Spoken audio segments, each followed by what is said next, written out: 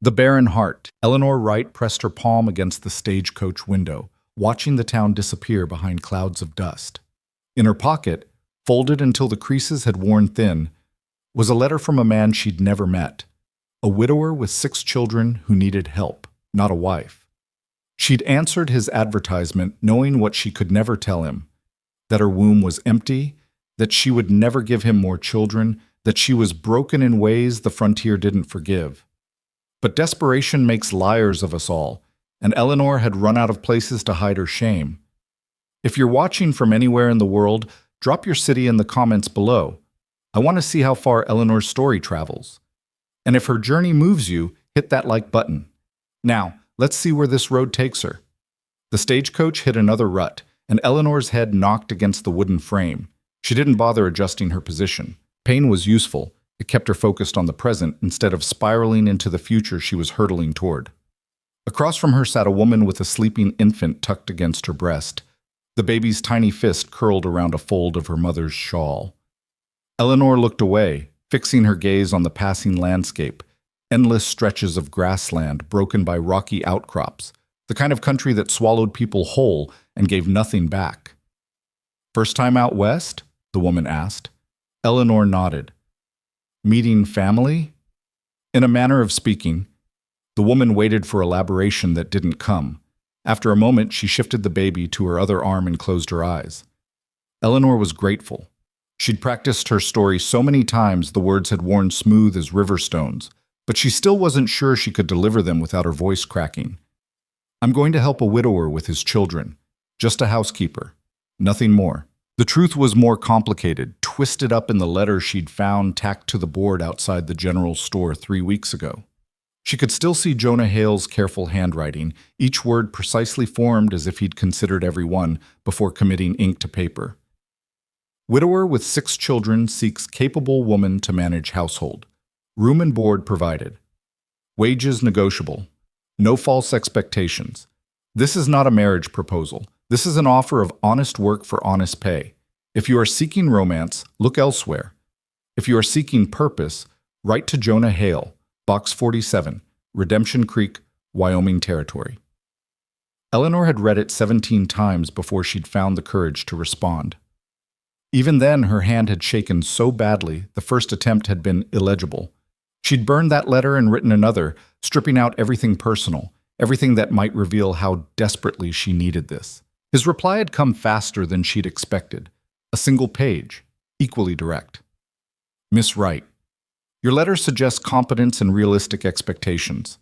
That is more than I've found in 23 other responses. If you're still willing, take the Thursday stage to Redemption Creek. I'll meet you there. Bring what you can carry. The work is hard. The children are harder.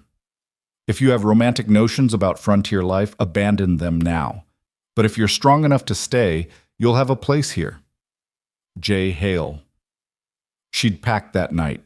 Everything she owned fit into 2 carpet bags, clothes worn thin from washing, a Bible her mother had given her, the silver locket she'd pawned and bought back 3 times, and the medical report she should have burned but couldn't quite bring herself to destroy. Patient presence with congenital malformation of the uterus.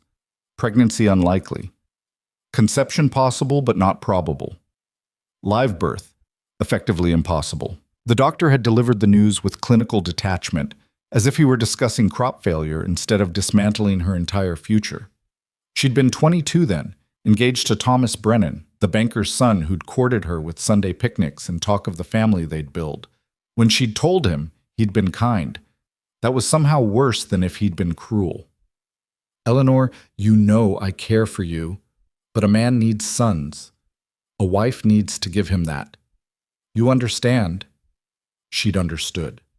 She'd understood when he'd married Sarah Pritchard 8 months later. She'd understood when she'd watched them parade their 3 children through town every Sunday. She'd understood that in a world that measured a woman's worth by her fertility, she would always come up short. The stagecoach jerked to a stop. Eleanor's stomach lurched. "Redemption Creek," the driver called. 15-minute stop. The woman with the baby gathered her things and stepped down. Eleanor remained frozen in her seat, her fingers clutched around the handle of her carpet bag. Through the window, she could see a ramshackle collection of buildings clinging to existence in the shadow of distant mountains. The town looked like it had been thrown together in a hurry and never quite recovered. Unpainted storefronts, a saloon with a crooked sign, a church that leaned slightly to the left as if uncertain of its own convictions. And standing beside a wagon, a man. He was tall, broad-shouldered, his face weathered by sun and wind. He wore work clothes, denim and worn leather, and a hat that had seen better years. He wasn't looking at the stagecoach. He was looking at the mountains, his expression unreadable. Eleanor forced herself to stand. Her legs trembled. This is your last chance to run. But there was nowhere to run to. Behind her was a town that would never let her forget what she wasn't. Ahead was a man who didn't know yet, children who would need her until they didn't, a life built on borrowed time. She stepped down from the stagecoach. The man turned. His eyes were gray, the color of storm clouds. He studied her for a long moment, and Eleanor had the unsettling sensation of being assessed, catalogued, judged. Miss Wright? Mr. Hale. He nodded once, then picked up her bags without asking permission. Wagons this way. She followed him, her boots crunching on the dry earth. Up close, she could see the lines etched deep around his eyes, the silver threading through his dark hair. He moved with the efficiency of a man who'd learned to waste neither time nor words. He loaded her bags into the wagon bed, then held out his hand to help her up. His palm was calloused, his grip firm and brief. They rode in silence. The town fell away behind them, replaced by open country that stretched endlessly in all directions. The late afternoon sun painted everything gold and amber, beautiful and indifferent. It's about an hour to the ranch, Jonah finally said. We'll arrive just before supper. How old are your children? Claire's 14, Ben's 12. The twins, Sarah and Samuel, are 9, Margaret's 6, and Caleb's 4. 6 children. The number had seemed abstract in the letter. Now it felt overwhelming. How long has it been? Eleanor asked carefully. Since you lost your wife. His jaw tightened. 2 years. Fever took her in 3 days. I'm sorry. Everyone's sorry. His tone wasn't bitter, just tired. Sorry doesn't cook meals or mend clothes or teach children how to keep living. Eleanor looked down at her hands, folded in her lap. No, it doesn't. They rode on. The silence stretched, but it wasn't entirely uncomfortable.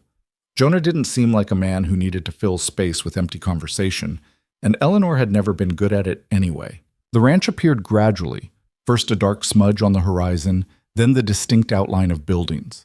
A 2-story house, weathered but solid. A barn, a stable, a chicken coop, corrals that sprawled out behind. As they drew closer, Eleanor could see signs of neglect. Shutters hanging crooked, weeds choking the vegetable garden. A door on the barn that didn't quite close properly. The kind of slow decay that happened when people were too busy surviving to maintain. Jonah pulled the wagon to a stop in front of the house. Before Eleanor could move, the front door banged open and children spilled out. The youngest, a little boy with dark curls, ran straight to Jonah. Papa, you're back! Jonah caught him easily, lifting him up. I told you I'd only be gone a few hours. I know, but... The boy noticed Eleanor and fell silent, his arms tightening around his father's neck. The other children gathered more slowly. The oldest, Clara, stood on the porch with her arms crossed. She wore a dress too small for her growing frame, and her hair was pulled back so tightly it looked painful. Her eyes were sharp, assessing. This is Miss Wright, Jonah said. She'll be helping around the house. We don't need help. Clara's voice was flat. We've been managing fine. Clara, Jonah's tone held a warning. Eleanor stepped down from the wagon carefully. I'm sure you have been. Your father told me how capable you all are. Clara's expression didn't soften. The boy standing beside her, Ben, Eleanor guessed, stared at the ground. The twins clutched each other's hands. The 6-year-old girl half hid behind Ben's leg. Eleanor understood. They saw a stranger coming to claim space in a house that still belonged to their mother's memory. They saw a woman who might try to replace what couldn't be replaced. I'm not here to take anything from you, Eleanor said quietly. I'm just here to help carry what's heavy. Clara's eyes narrowed. We'll see. Jonah set Caleb down. Ben, help Miss Wright with her bags. Clara, show her to the spare room. Clara turned without a word and disappeared into the house. Ben picked up one of Eleanor's carpet bags, his movements careful, and gestured for her to follow. The interior was dim after the brightness outside. Eleanor's eyes adjusted slowly, taking in the main room, a large space that served as kitchen and living area combined. A stone fireplace dominated one wall. Sturdy furniture, handmade and well-worn, filled the space. Everything was clean but chaotic. Dishes stacked haphazardly, laundry in various stages of folding, books and papers scattered across the table. The house smelled like wood smoke and coffee, and something else Eleanor couldn't quite name. Absence, maybe. The hollow space where someone used to be. Clara led her up a narrow staircase to the second floor. She pushed open a door at the end of the hall. This was supposed to be a sewing room. It's not much. The room was small but adequate. A bed with an iron frame, a dresser with a cloudy mirror, a single window that looked out over the back pasture. The walls were bare.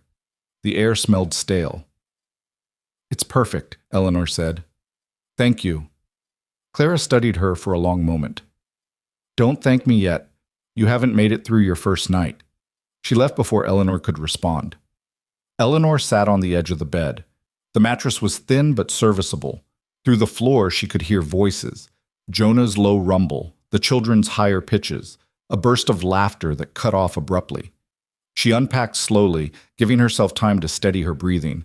Dresses in the dresser, undergarments in the bottom drawer.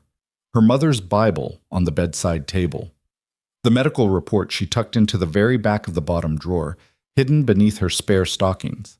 When she finally descended the stairs, she found the family gathered around the table. They'd waited for her, though Clara's expression suggested it hadn't been her idea. "Sit," Jonah said, gesturing to an empty chair. The meal was simple. Beans and cornbread, coffee, strong enough to strip paint. The children ate quickly, efficiently, their table manners better than Eleanor had expected. No one spoke. Eleanor took small bites, her appetite non-existent, but her manners too ingrained to ignore. She could feel Clara watching her, cataloging every movement. "Miss Wright," Jonah said finally, "I rise at dawn. The children need breakfast by 6:30. Clara's been managing it, but—" "I can still manage it," Clara interrupted. "But I'd like you to focus on your studies," Jonah continued, his tone firm, "and helping Ben with the livestock." Clara's jaw set, but she didn't argue further. "I'll handle breakfast," Eleanor said. "What else needs doing?" Jonah listed tasks with the same efficiency he seemed to bring to everything. Laundry on Mondays, baking on Tuesdays, mending, cleaning, preserving, teaching the younger children their letters. The list was endless. Eleanor nodded, committing it all to memory. This was what she'd come for: work, purpose, a reason to wake up in the morning.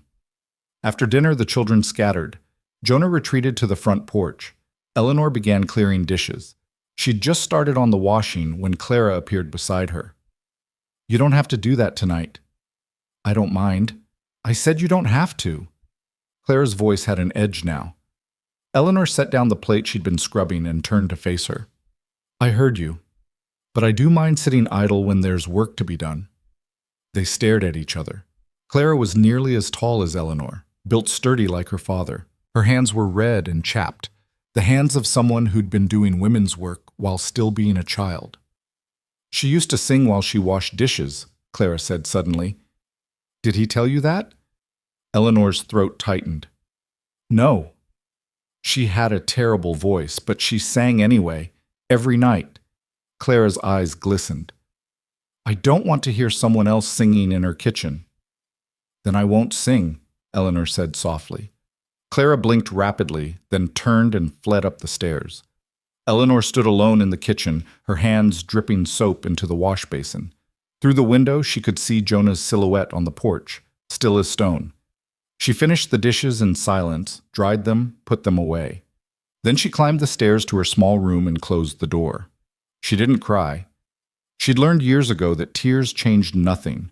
Instead, she sat on the bed and stared out the window at the darkening sky. Somewhere in this house, 6 children were trying to figure out how to keep living without their mother.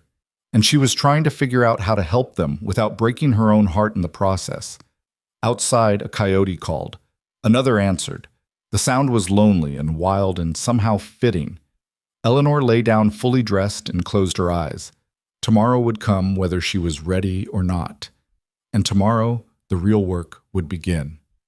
The first week passed in a blur of routine and resistance. Eleanor woke before dawn, started the fire, made coffee, prepared breakfast. The children ate silently, watching her like she was a puzzle they couldn't solve. Jonah barely spoke, rising from the table the moment he finished eating. She washed clothes until her hands cracked. She scrubbed floors until her knees ached. She baked bread and mended shirts and taught Margaret her letters, while the little girl kept one eye on the door, as if expecting someone else to walk through it. Clara watched everything, judged everything, corrected Eleanor's methods with barely concealed contempt.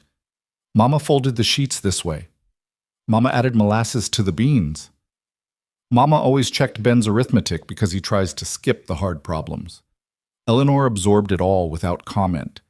She learned the house's rhythms, the children's patterns, the things that made them flinch, and the things that made them relax. She claimed no territory, offered no opinions unless asked, moved through the space like a shadow. At night, she collapsed into bed with muscles screaming and doubts multiplying. She hadn't expected gratitude. She wasn't naive. But she hadn't expected this wall of grief and resentment either, this silent insistence that she was trespassing. On Sunday, Jonah didn't go to church. Neither did the children. Eleanor didn't ask why. She spent the morning baking pies and the afternoon reading to Caleb, who seemed the least suspicious of her presence. Monday brought laundry again. Eleanor carried basket after basket to the creek, scrubbing each piece until her arms trembled. When she returned to the house, she found Margaret crying on the back step. Eleanor set down the basket. "What's wrong?" "I tore my dress." Margaret held up the fabric, showing a long rip along the seam. "Clara says we can't afford a new one, and I should have been more careful." "May I see?"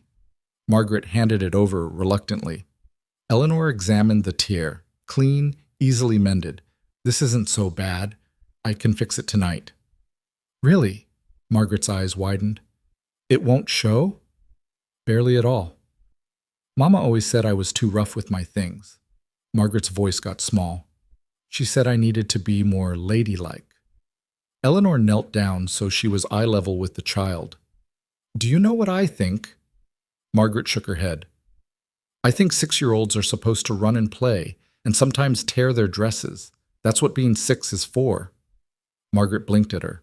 Then slowly she smiled. It was a small victory, but Eleanor would take it. That night, after everyone had gone to bed, Eleanor sat by lamplight and mended the dress with tiny, invisible stitches. When she finished, she hung it on Margaret's door. The next morning, she found a wildflower on her breakfast plate. Margaret wouldn't meet her eyes, but her ears were pink. Ben softened next. Eleanor discovered he snuck out to the barn every evening to read by lantern light. Books about far-off places, adventures, things that had nothing to do with ranch life. She didn't tell Jonah. Instead, she started leaving books from her own small collection in the barn, always in the same spot, never mentioning it. One evening, Ben approached her while she was kneading bread. "Miss Wright, thank you for the book about the expedition." "You're welcome." "It's good, about people discovering new things." Eleanor looked at him. This 12-year-old boy with calluses already forming on his hands, dreams probably too big for the life mapped out for him. "Keep it as long as you need," she said. He nodded and disappeared back outside. The twins were harder. They operated as a single unit, finishing each other's sentences, communicating in looks and gestures. They didn't trust Eleanor, but they didn't distrust her either. She existed in their peripheral vision, neither threat nor comfort. Sarah started testing her, accidentally spilling milk, tracking mud through the clean kitchen, hiding items Eleanor needed. Small acts of sabotage, easily deniable. Eleanor didn't react. She cleaned up the milk, mopped the floor, found the hidden items. She'd dealt with grief before. She knew it needed somewhere to go. Samuel watched his sister's campaigns with worried eyes but said nothing. Eleanor wondered which twin had been closer to their mother, whether they took turns being strong for each other. 2 weeks in, Samuel fell and split his lip. Eleanor found him behind the chicken coop, blood running down his chin, tears streaming silently. She knelt beside him without speaking, pulled a clean handkerchief from her pocket, and pressed it gently to the wound. "Does it hurt terribly?" she asked. He nodded. I once fell and knocked out a tooth when I was about your age. I cried for an hour. He looked at her skeptically through his tears. Really? Really? My mother said I howled so loud the neighbors thought someone was dying. What happened to the tooth? Gone forever. I have a gap in the back. Want to see?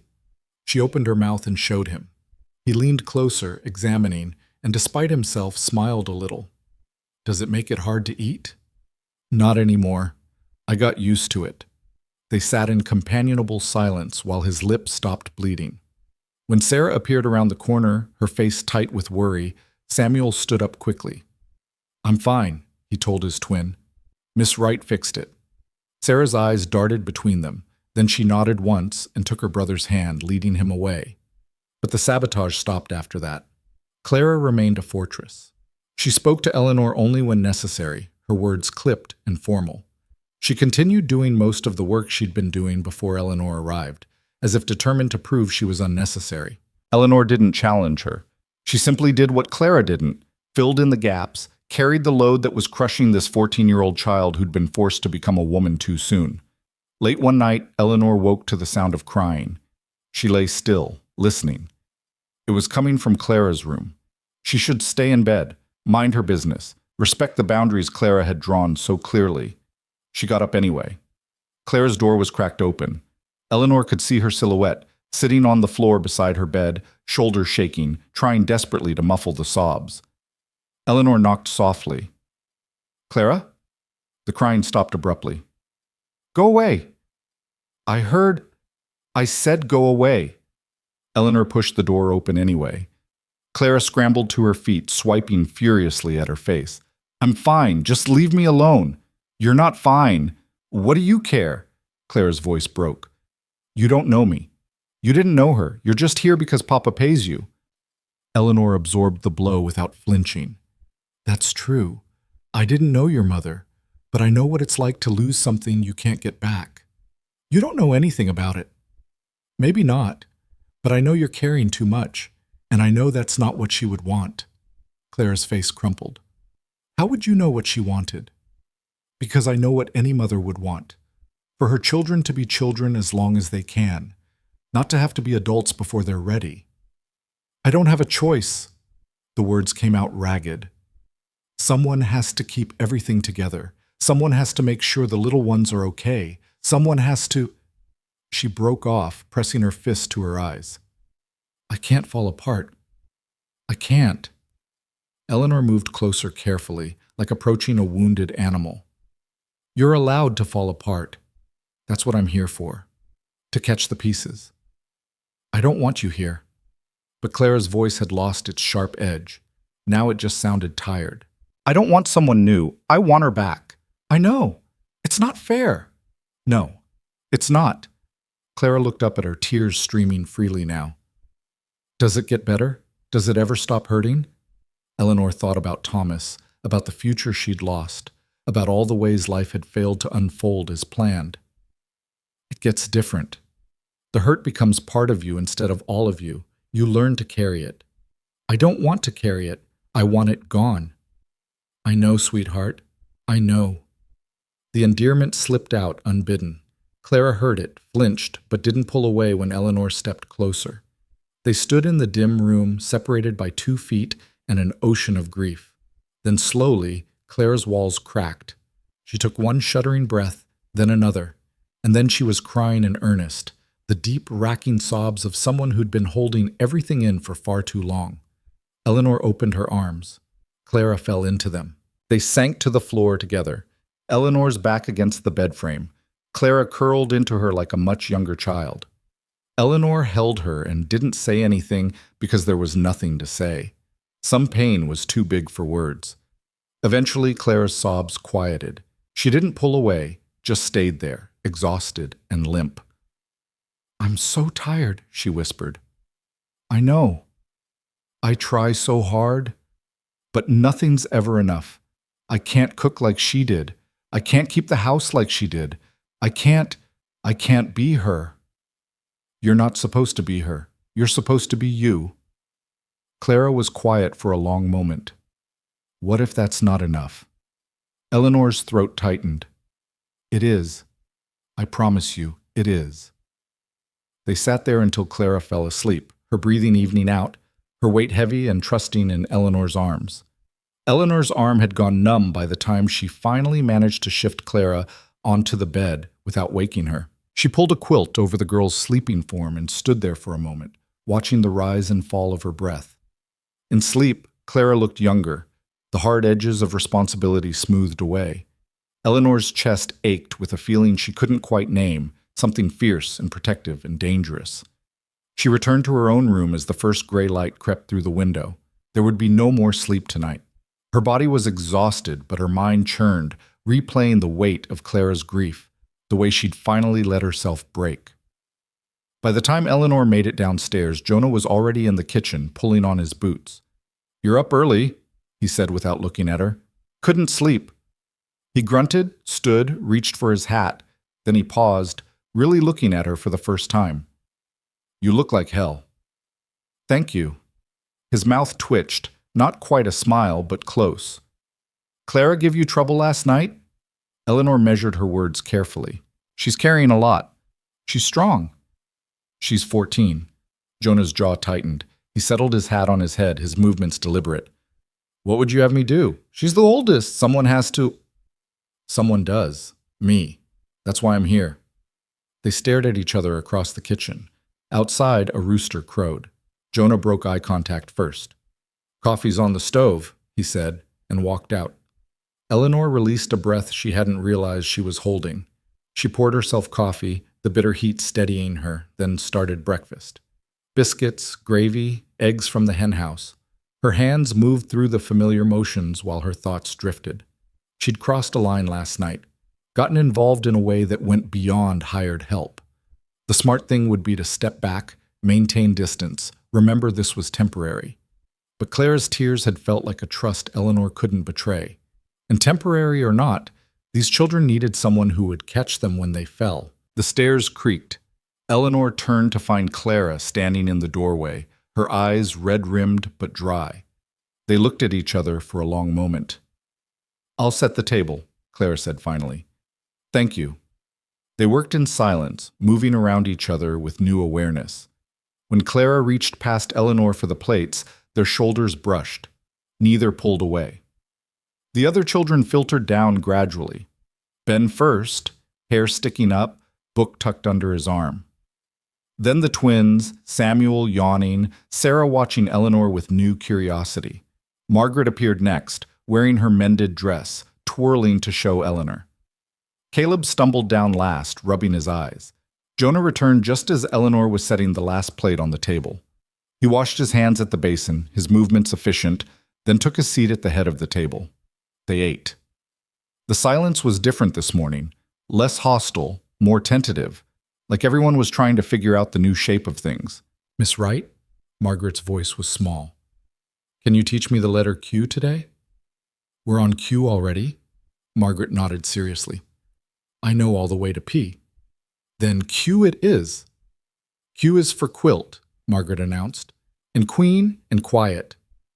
And quit, which is what you should do before you talk her ear off," Ben said, but there was no bite to it. Margaret stuck her tongue out at him.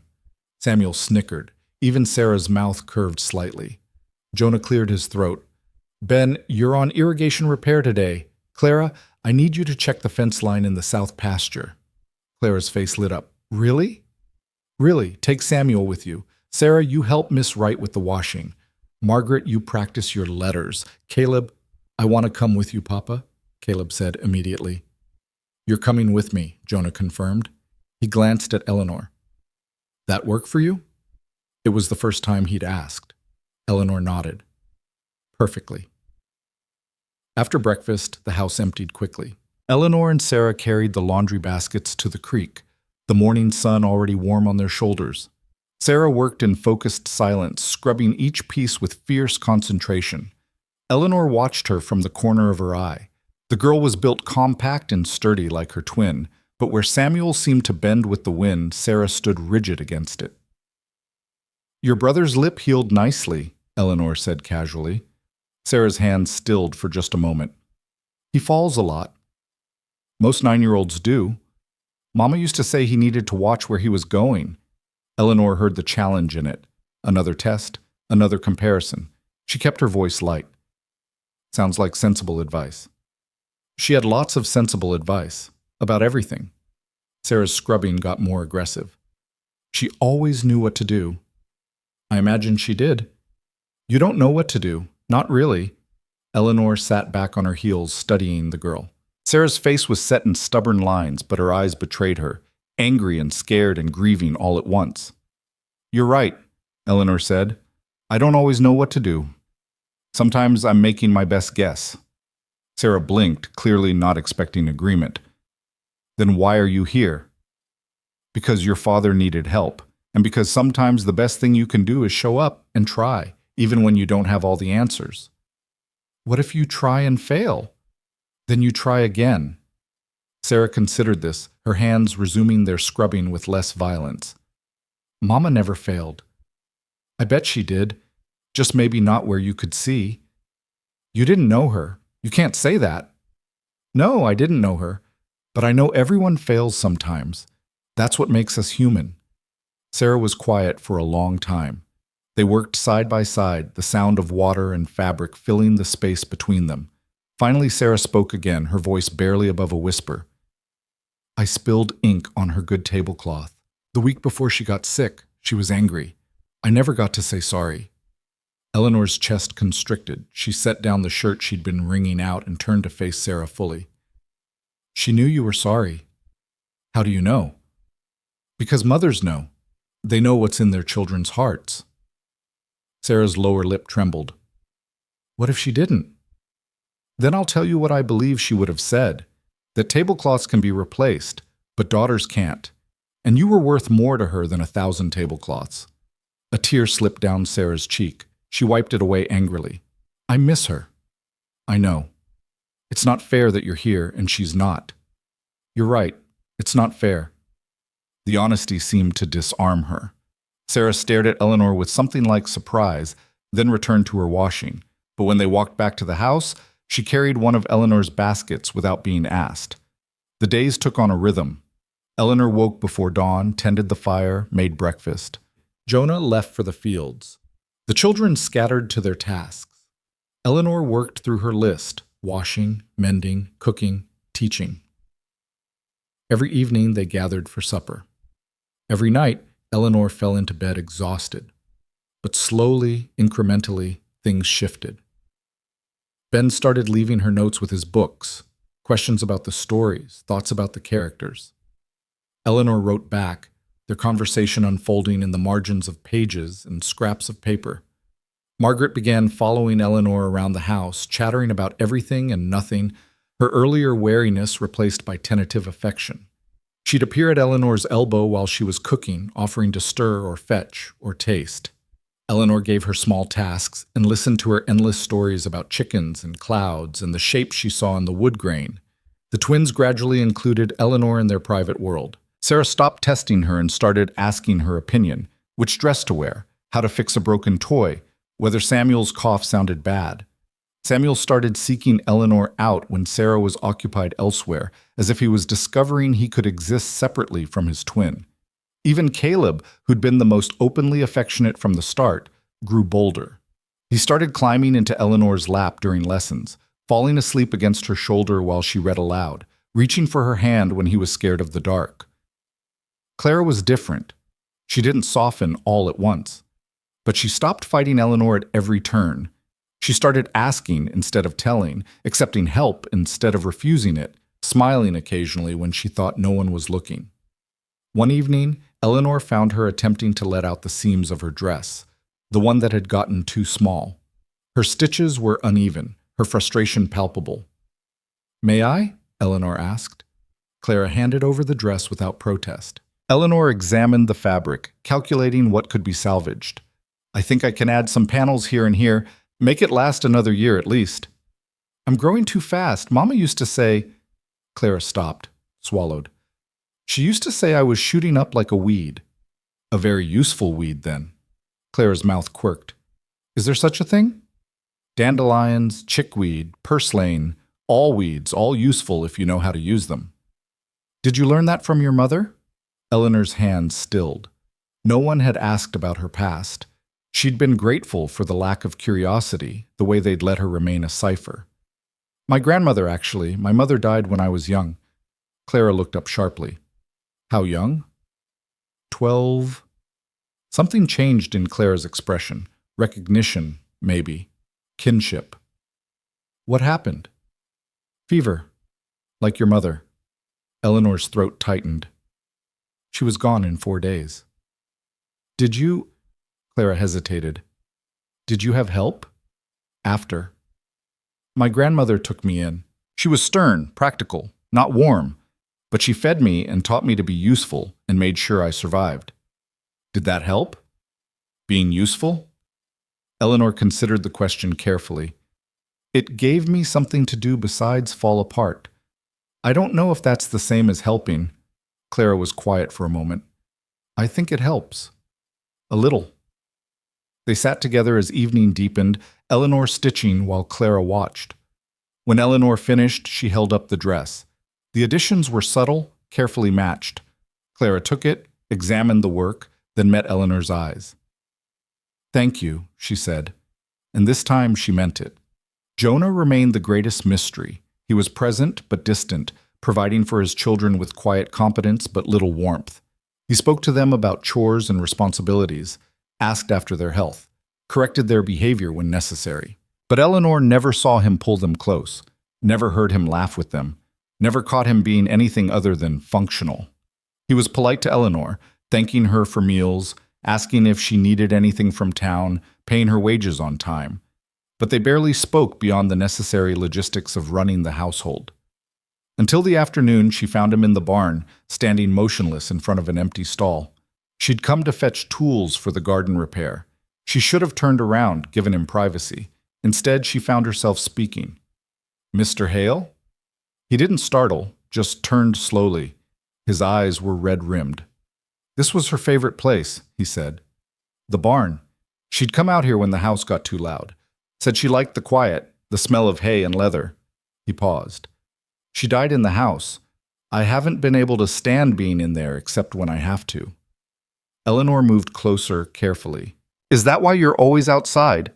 I keep thinking if I work hard enough, stay busy enough, I won't have time to... His voice cracked. He turned away. The children need me to be strong. They need you to be present. I am present. I provide for them. I keep the ranch running. You keep them alive, Eleanor interrupted gently. But they need more than survival. His shoulders tensed. What would you have me do? Break down in front of them? Show them their father can't handle it?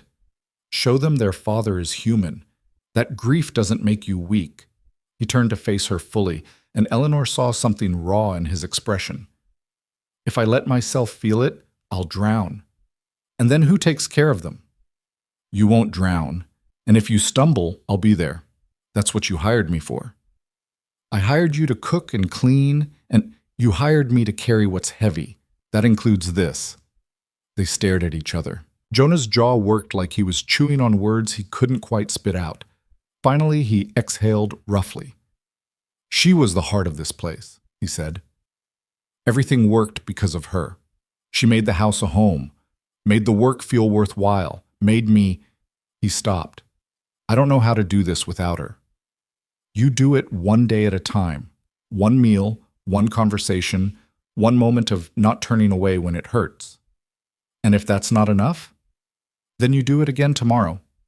Jonah studied her, his gray eyes searching. Why do you care? You could just do your job, keep your distance. Why involve yourself? Eleanor thought about all the ways she could answer, with deflection, with platitudes, with lies. She chose truth instead. Because I know what it's like to be lost.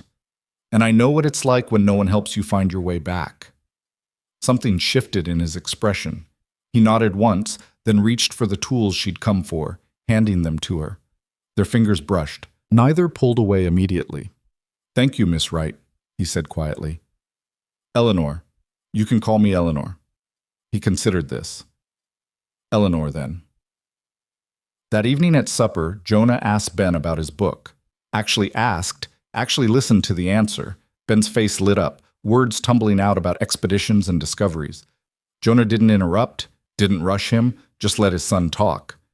When Ben finally wound down, Jonah turned to the twins. "How's that fence holding up?" "Good," Sarah said. "Samuel found a weak post, though." "Smart eye," Jonah said. Samuel beamed. He asked Margaret about her letters, complimented Clara on the rabbit stew, let Caleb show him a rock he'd found. Small things. But the children noticed. Eleanor could see it in the way they sat up straighter, leaned toward their father, smiled more readily. After the meal, after the children had scattered, Jonah lingered at the table. Eleanor washed dishes, aware of his presence behind her. "I've been avoiding them," he said finally. "Haven't I?" Eleanor dried a plate carefully. "You've been surviving. There's a difference." "Is there?" She turned to face him. "Survival is necessary, but eventually you have to do more than just survive." "And if I don't know how?" "You learn, same way they're learning, same way I'm learning." He stood, moved to the window, stared out at the darkening land. She would have known how. She always knew. "She's not here, but you are. And that has to be enough." "What if it's not?" "Then you make it enough. You show up anyway." Jonah was quiet for a long time. When he finally spoke, his voice was rough. "I'm grateful you're here, Eleanor. More than I can properly express." Eleanor's throat tightened. "I'm where I need to be." He nodded, collected his hat, and headed for the door. But he paused on the threshold. "Tomorrow's Sunday. The children haven't been to church since. Would you go with them?" "I'm not ready, but they should go." "Of course." "Thank you." After he left, Eleanor stood alone in the quiet kitchen. Through the ceiling, she could hear footsteps, voices, the sounds of children settling into evening routines. Outside, the wind picked up, carrying the scent of sage and dust and the promise of autumn.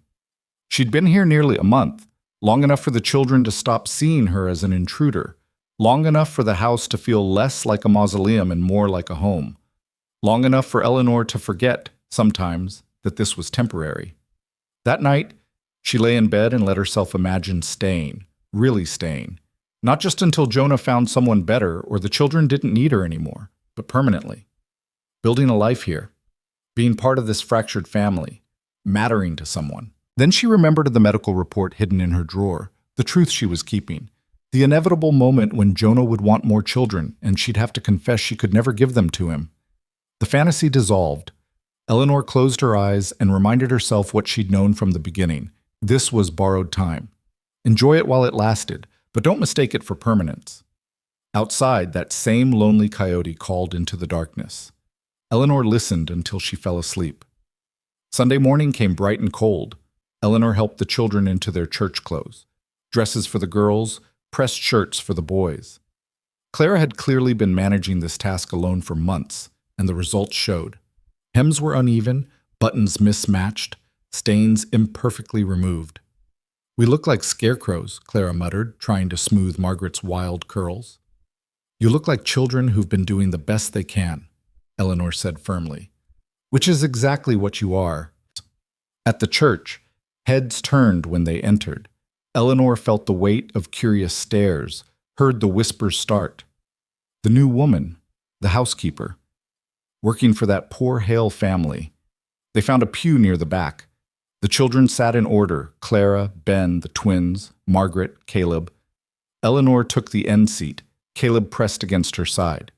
The service passed in a blur of hymns and scripture. Eleanor barely heard it.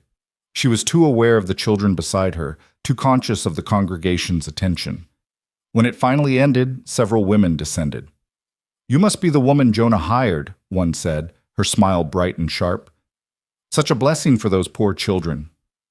"We've been praying for that family," another added. "Tragic what they've been through." Eleanor smiled tightly and shepherded the children toward the door, but a hand on her arm stopped her. "Miss Wright? I'm Sarah Brennan." Eleanor's blood turned to ice. She turned slowly. The woman facing her was beautiful, blonde, delicate, perfectly dressed. 3 children clung to her skirts. Her smile was genuine, her eyes kind. "I heard someone had finally answered Jonah's advertisement," Sarah continued. I'm so glad. Those children need... She stopped, studying Eleanor more closely. Her expression shifted to confusion, then recognition. Eleanor? Eleanor Wright? Eleanor couldn't breathe. Sarah, I didn't... Thomas said you'd gone east. I had no idea you were here. Sarah's eyes went to the children, then back to Eleanor. You're working for the Hales? Yes. That's wonderful. Really, it's... Sarah seemed genuinely pleased. Those children deserve someone kind, someone who'll care for them properly. Eleanor wanted to hate her. She'd tried for years to hate her. But Sarah had never been cruel, never gloated, never done anything except exist as the woman who could give Thomas what Eleanor couldn't. How are you? Sarah asked. Are you well? I'm fine. And Thomas? Is he... He's well. We have 3 children now. Life's been good to us. Sarah hesitated. I'm sorry, Eleanor, for how things ended. I always felt... Don't, Eleanor said quietly. Please. Sarah nodded, squeezed Eleanor's arm gently, then moved away. Eleanor stood frozen until Clara touched her elbow. Miss Wright, are you all right? Eleanor forced herself to smile. I'm fine. Let's go home. The ride back to the ranch was silent except for the creak of the wagon wheels and Margaret's soft humming. Eleanor kept her eyes fixed on the horizon, willing her hands to stop shaking. Clara watched her with that sharp, assessing gaze that missed nothing. When they arrived, the children scattered to their Sunday routines. Eleanor headed straight for the kitchen, needing work to quiet her mind. She was elbow-deep in bread dough when Clara appeared in the doorway. Who was that woman? Clara asked without preamble. Eleanor's hands stilled. Someone I used to know. She knew your name. You looked like you'd seen a ghost. It's nothing that concerns you. Everything that happens in this house concerns me. Clara crossed her arms. You looked upset. Are you upset? Eleanor resumed kneading, pressing her palms into the dough with more force than necessary. Just surprised. I didn't expect to see anyone from my old life. What old life? The question hung in the air. Eleanor could deflect again, shut down the conversation, maintain the distance she'd been so careful to preserve. But Clara was looking at her with something like concern, and Eleanor found she didn't have the energy to keep lying. I grew up 2 territories east of here, Eleanor said quietly. Small town. Everyone knew everyone. I was engaged once to a banker's son. When it ended, staying there became difficult. So I left. Clara processed this.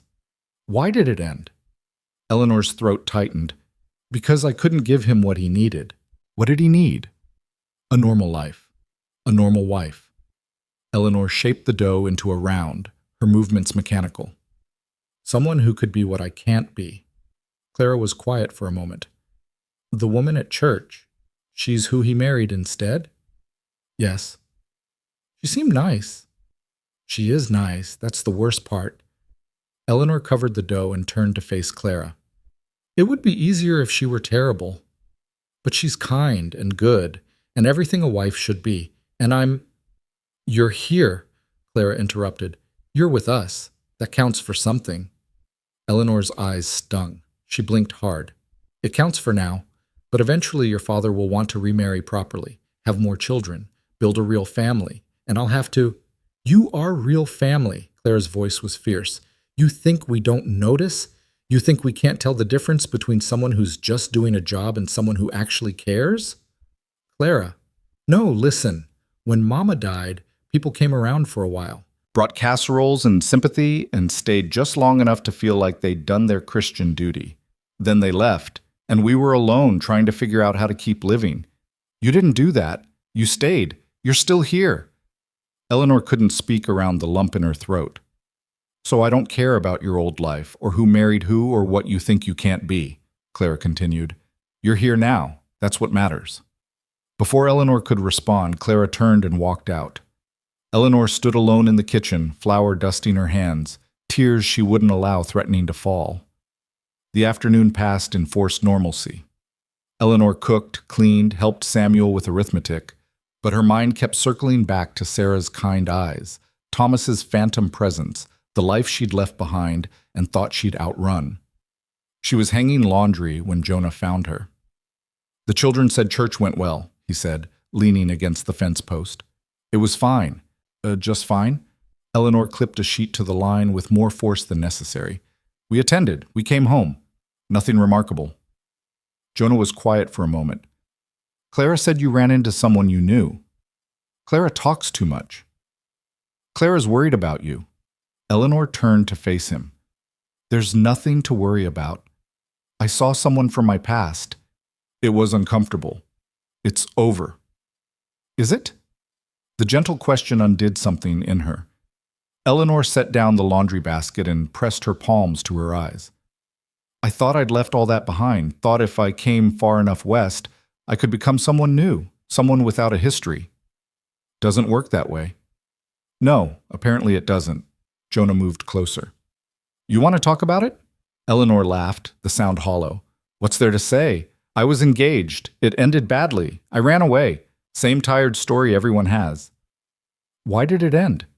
She looked at him sharply, but his expression was genuinely curious, not prying. She thought about deflecting again. Instead, she found herself telling the truth. "Because I'm broken, in a way that matters to most men, in a way that makes me insufficient." Jonah frowned. "Insufficient how?" Eleanor hesitated. She'd never said it aloud to anyone except Thomas and the doctor. The words felt jagged in her throat. "I can't have children. My body doesn't work the way it should. The doctors were very clear about that."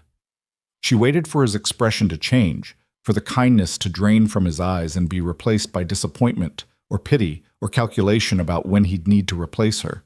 Instead, Jonah just nodded slowly. "And your fiancé ended things because of that?" "Of course he did. A man needs sons. A wife who can't provide them is no wife at all." "That's horseshit." Eleanor blinked. "Excuse me?" "Your fiancé was a coward and a fool." Jonah's voice was flat, matter-of-fact. "You dodged a bullet there." "He wasn't. He had every right to want a family. I couldn't give him that. He had a chance at a family, with you. He threw it away because you couldn't give him something specific. That's not love. That's transaction." Eleanor stared at him. "You don't understand. In my town, a woman's value is measured by, I don't give a damn what your town measured. You're here now, and here your value is measured by whether you show up and do right by the people who need you, which you do. Every damn day." Something cracked open in Eleanor's chest. "You say that now, but eventually you'll want to remarry, have more children, and I can't—" "I have 6 children," Jonah interrupted. 6 reasons to get up every morning, 6 people who need more than I know how to give. I'm not looking to add to that burden, and I'm sure as hell not looking to replace you with someone who can give me more mouths to feed." "You say that now. I say that because it's true." He held her gaze. "You think you're broken. I've been walking around half dead for 2 years. You think you're insufficient? I couldn't even look my own children in the eye until you showed me how. We're all broken here, Eleanor. The question isn't whether we're damaged, it's whether we're willing to keep trying anyway." Eleanor couldn't breathe. "Why are you saying this?" "Because you look like you're planning to run, and I'm asking you not to." "I'm not." "You are. I can see it in your eyes. That woman at church rattled you, reminded you of all the reasons you think you don't belong anywhere. And now you're calculating how long you can hold on before you have to leave." He was right. Eleanor felt exposed, seen in a way that terrified her. "I don't want to hurt these children. When you find someone better—" "There is no one better. There's just you, and that's enough." "It has to be enough, because I don't know what we'd do without you now." The words hung between them. Eleanor searched his face for deception, for politeness masking obligation. She found only honesty. "I'm afraid," she whispered, "of staying, of mattering too much, of losing this when it inevitably falls apart." "Then we'll be afraid together." Jonah's voice was gentle. "But we'll stay anyway." Eleanor nodded, not trusting her voice. Jonah held her gaze a moment longer, then turned and walked back toward the barn. Eleanor stood among the laundry, the wind catching the sheets, her heart pounding with something she couldn't name. That evening, Margaret came down with a fever. It started small. a complaint that her throat hurt, a lack of appetite at supper. By bedtime, she was flushed and glassy-eyed. By midnight, she was burning up. Eleanor sat beside her bed, bathing her forehead with cool cloths while the little girl tossed and whimpered. Downstairs, she could hear Jonah pacing. The other children had been sent to bed, but she doubted any of them were sleeping. "Miss Wright?" Margaret's voice was hoarse. "Am I going to die like Mama?" Eleanor's heart clenched. "No, sweetheart. You have a fever. Fevers break. Mama had a fever." "I know, but yours is different. You're going to be fine." Margaret's eyes filled with tears. "It hurts." "I know it does. But I'm right here. I'm not going anywhere." The night stretched endlessly. Eleanor changed cool cloths, coaxed water between Margaret's cracked lips, sang soft songs she half remembered from her own childhood. Every time Margaret's temperature spiked, Eleanor's chest constricted with fear she refused to show. Around 3 in the morning, Jonah appeared in the doorway. He looked haggard, his hair standing on end from running his hands through it. "How is she?" he asked quietly. "Fever's holding steady, not getting worse, but not breaking yet." He moved closer, looking down at his daughter's flushed face. Something in his expression cracked. When my wife got sick, it happened so fast. One day she was fine. 3 days later, she was gone. I kept thinking if I just watched close enough, fought hard enough, I could keep death away. But I couldn't. Eleanor stood, touched his arm gently. "Margaret's not Sarah. This fever is going to break." "How do you know?" "Because I'm not letting it take her. Neither are you. We're going to sit here and fight for her until there's nothing left to fight." Jonah's eyes were wet. "What if it's not enough? Then we'll have done everything we could, but it will be enough. She's strong. She's a Hale." He nodded, sank into the chair Eleanor had vacated. "You should rest. I'll take over. We'll do it together." They sat on opposite sides of Margaret's bed through the darkest hours of the night. Jonah held his daughter's hand. Eleanor kept the cool cloths coming, monitored her breathing, refused to let fear win. Around dawn, Margaret's fever broke. The change was subtle. Her restless tossing calmed, her breathing evened out, the terrifying heat receded. Eleanor checked her temperature 3 times to be sure before she let herself believe it. "She's through it," Eleanor whispered. Jonah's shoulders sagged with relief so profound it seemed to age him. He pressed his face to Margaret's small hand and his shoulders shook. Eleanor looked away, giving him privacy for his tears. When he finally raised his head, his eyes were red but clear. "Thank you," he said hoarsely. "I didn't do anything. She fought it herself." "You stayed. That's not nothing." Margaret stirred, her eyes fluttering open. "Papa?" "I'm here, sweetheart." "Is Miss Wright here too?" "Right beside you," Eleanor said. Margaret's mouth curved into a weak smile. "I knew you wouldn't leave." Eleanor's throat closed. "Never." Margaret fell back into sleep, this time peaceful and natural. Jonah stood stiffly, his joints protesting the long night in the chair. "The others will be awake soon," he said. "They'll want to see she's all right. I'll make breakfast. You stay with her." "Eleanor?" He caught her hand as she moved past. "What you said about fighting for her, about not letting death win. You meant it. Every word." He squeezed her hand once, then released it.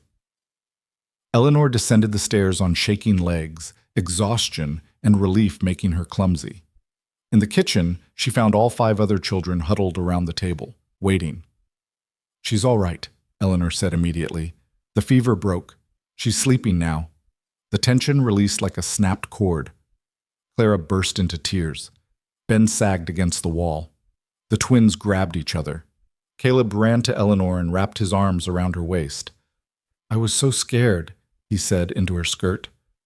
"I know, little one, but she's strong, like all of you." Clara wiped her eyes roughly. "Can we see her?" "Let her sleep a bit longer. She needs rest to fully recover, but yes, soon."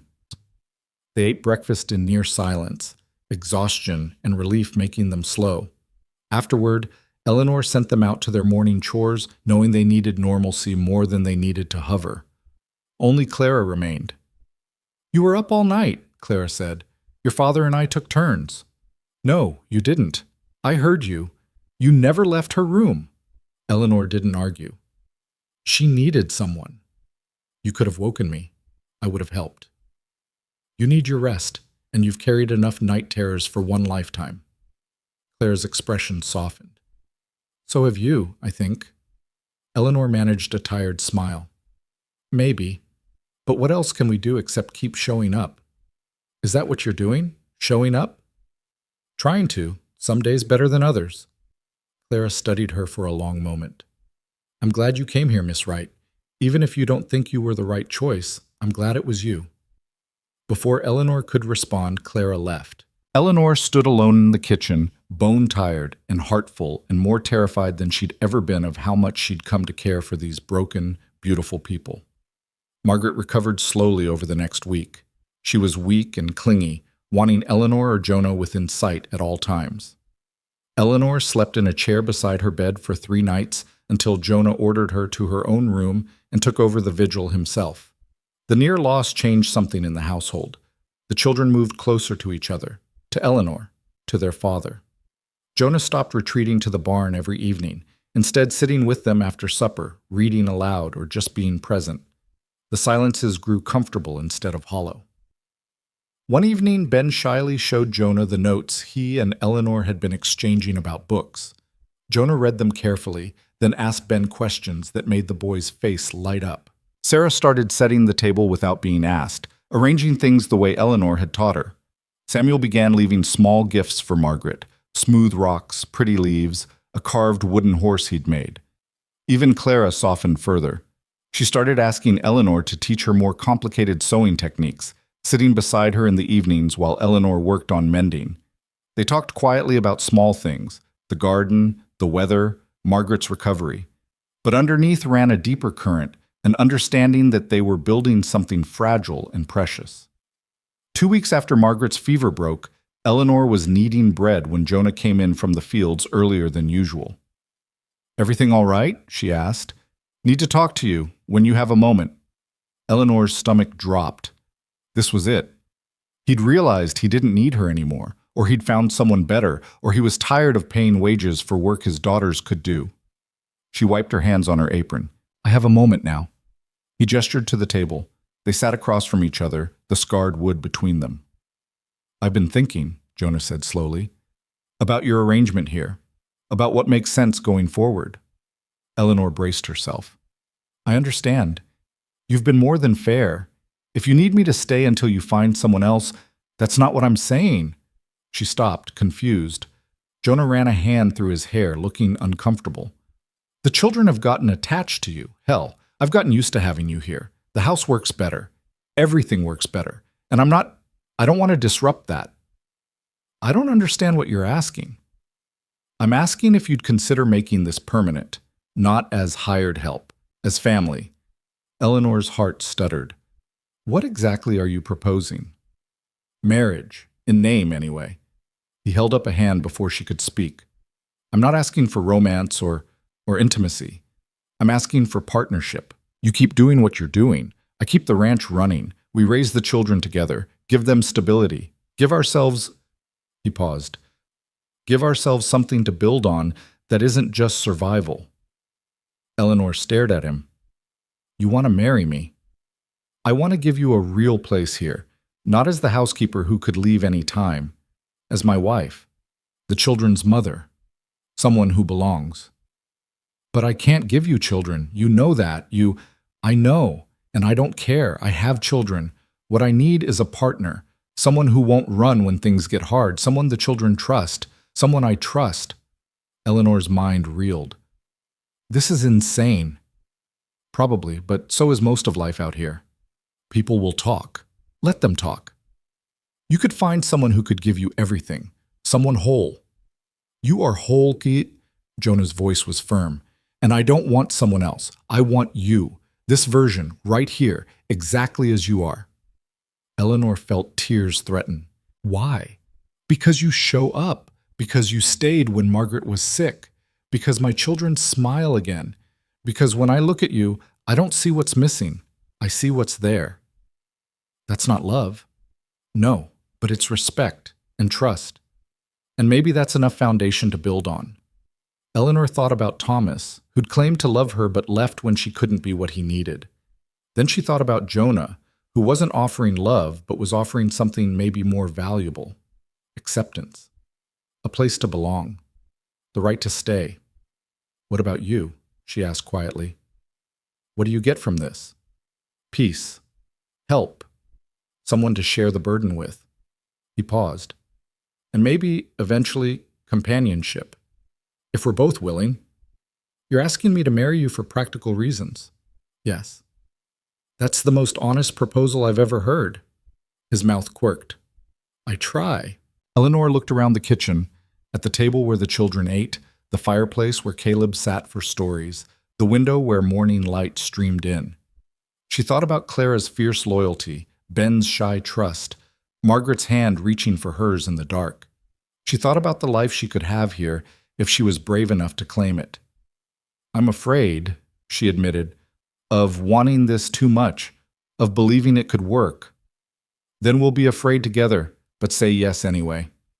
Eleanor met his eyes, saw honesty there and hope and a fragile belief that maybe they could build something good from all these broken pieces.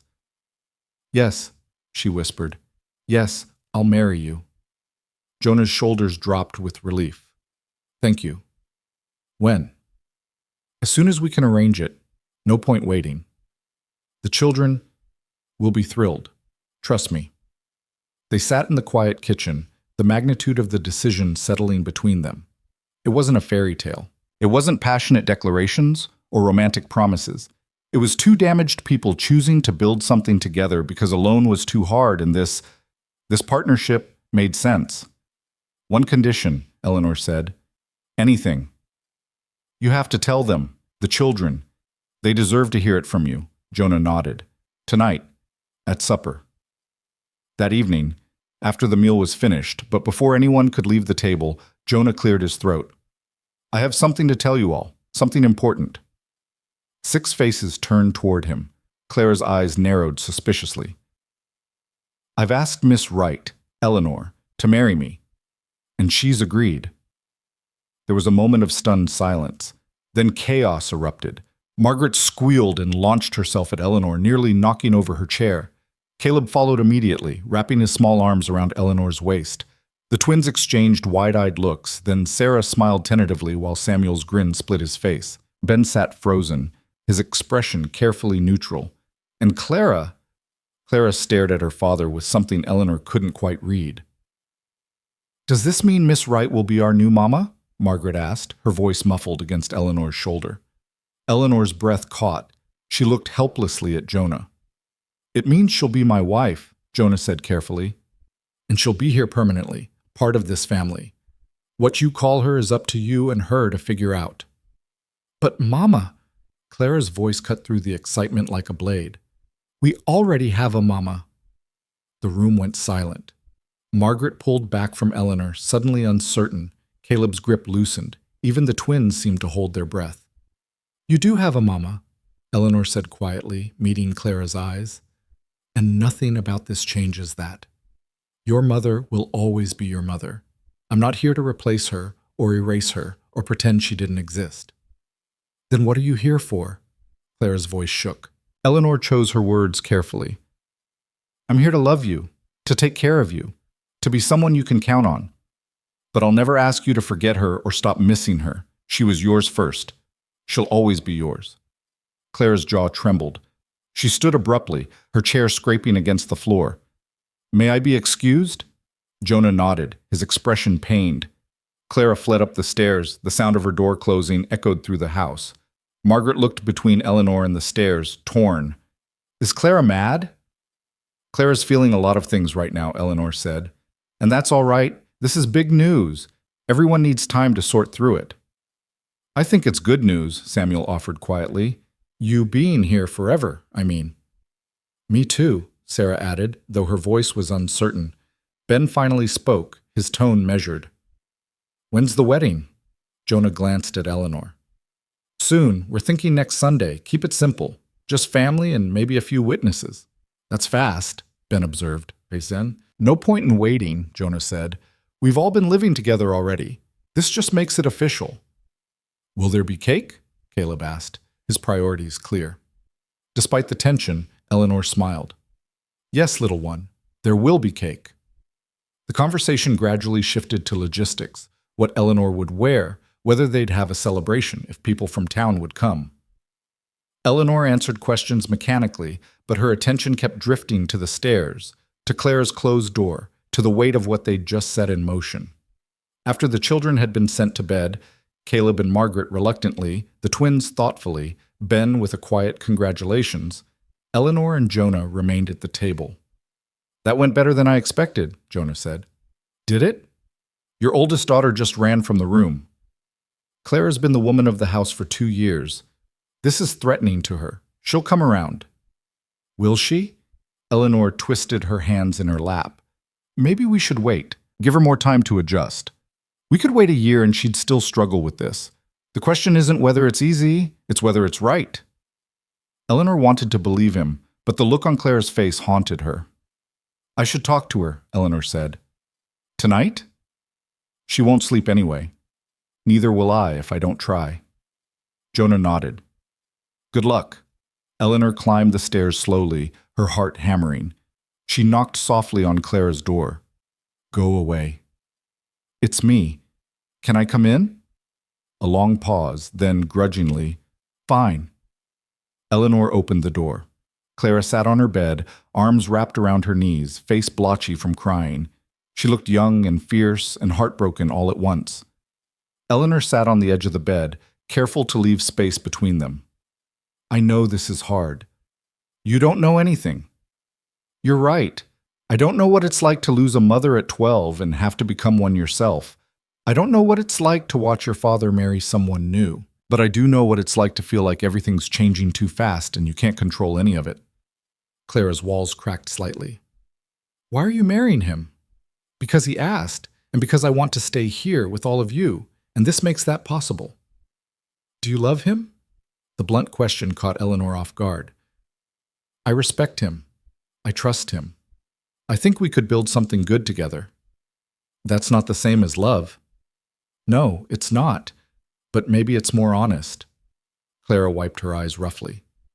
Did he love Mama? I think he did, very much. Then how can he marry you if he doesn't love you? Isn't that betraying her? Eleanor's throat tightened. I don't think your father's trying to replace your mother. I think he's trying to keep living, and sometimes that means making choices that don't fit the story we thought we'd have. But what if he does fall in love with you? What if you take her place in his heart? There it was, the real fear. Eleanor reached out slowly and took Clara's hand. Hearts don't work like that. Love isn't a finite resource. Your father loved your mother. That doesn't disappear just because he cares for someone else now.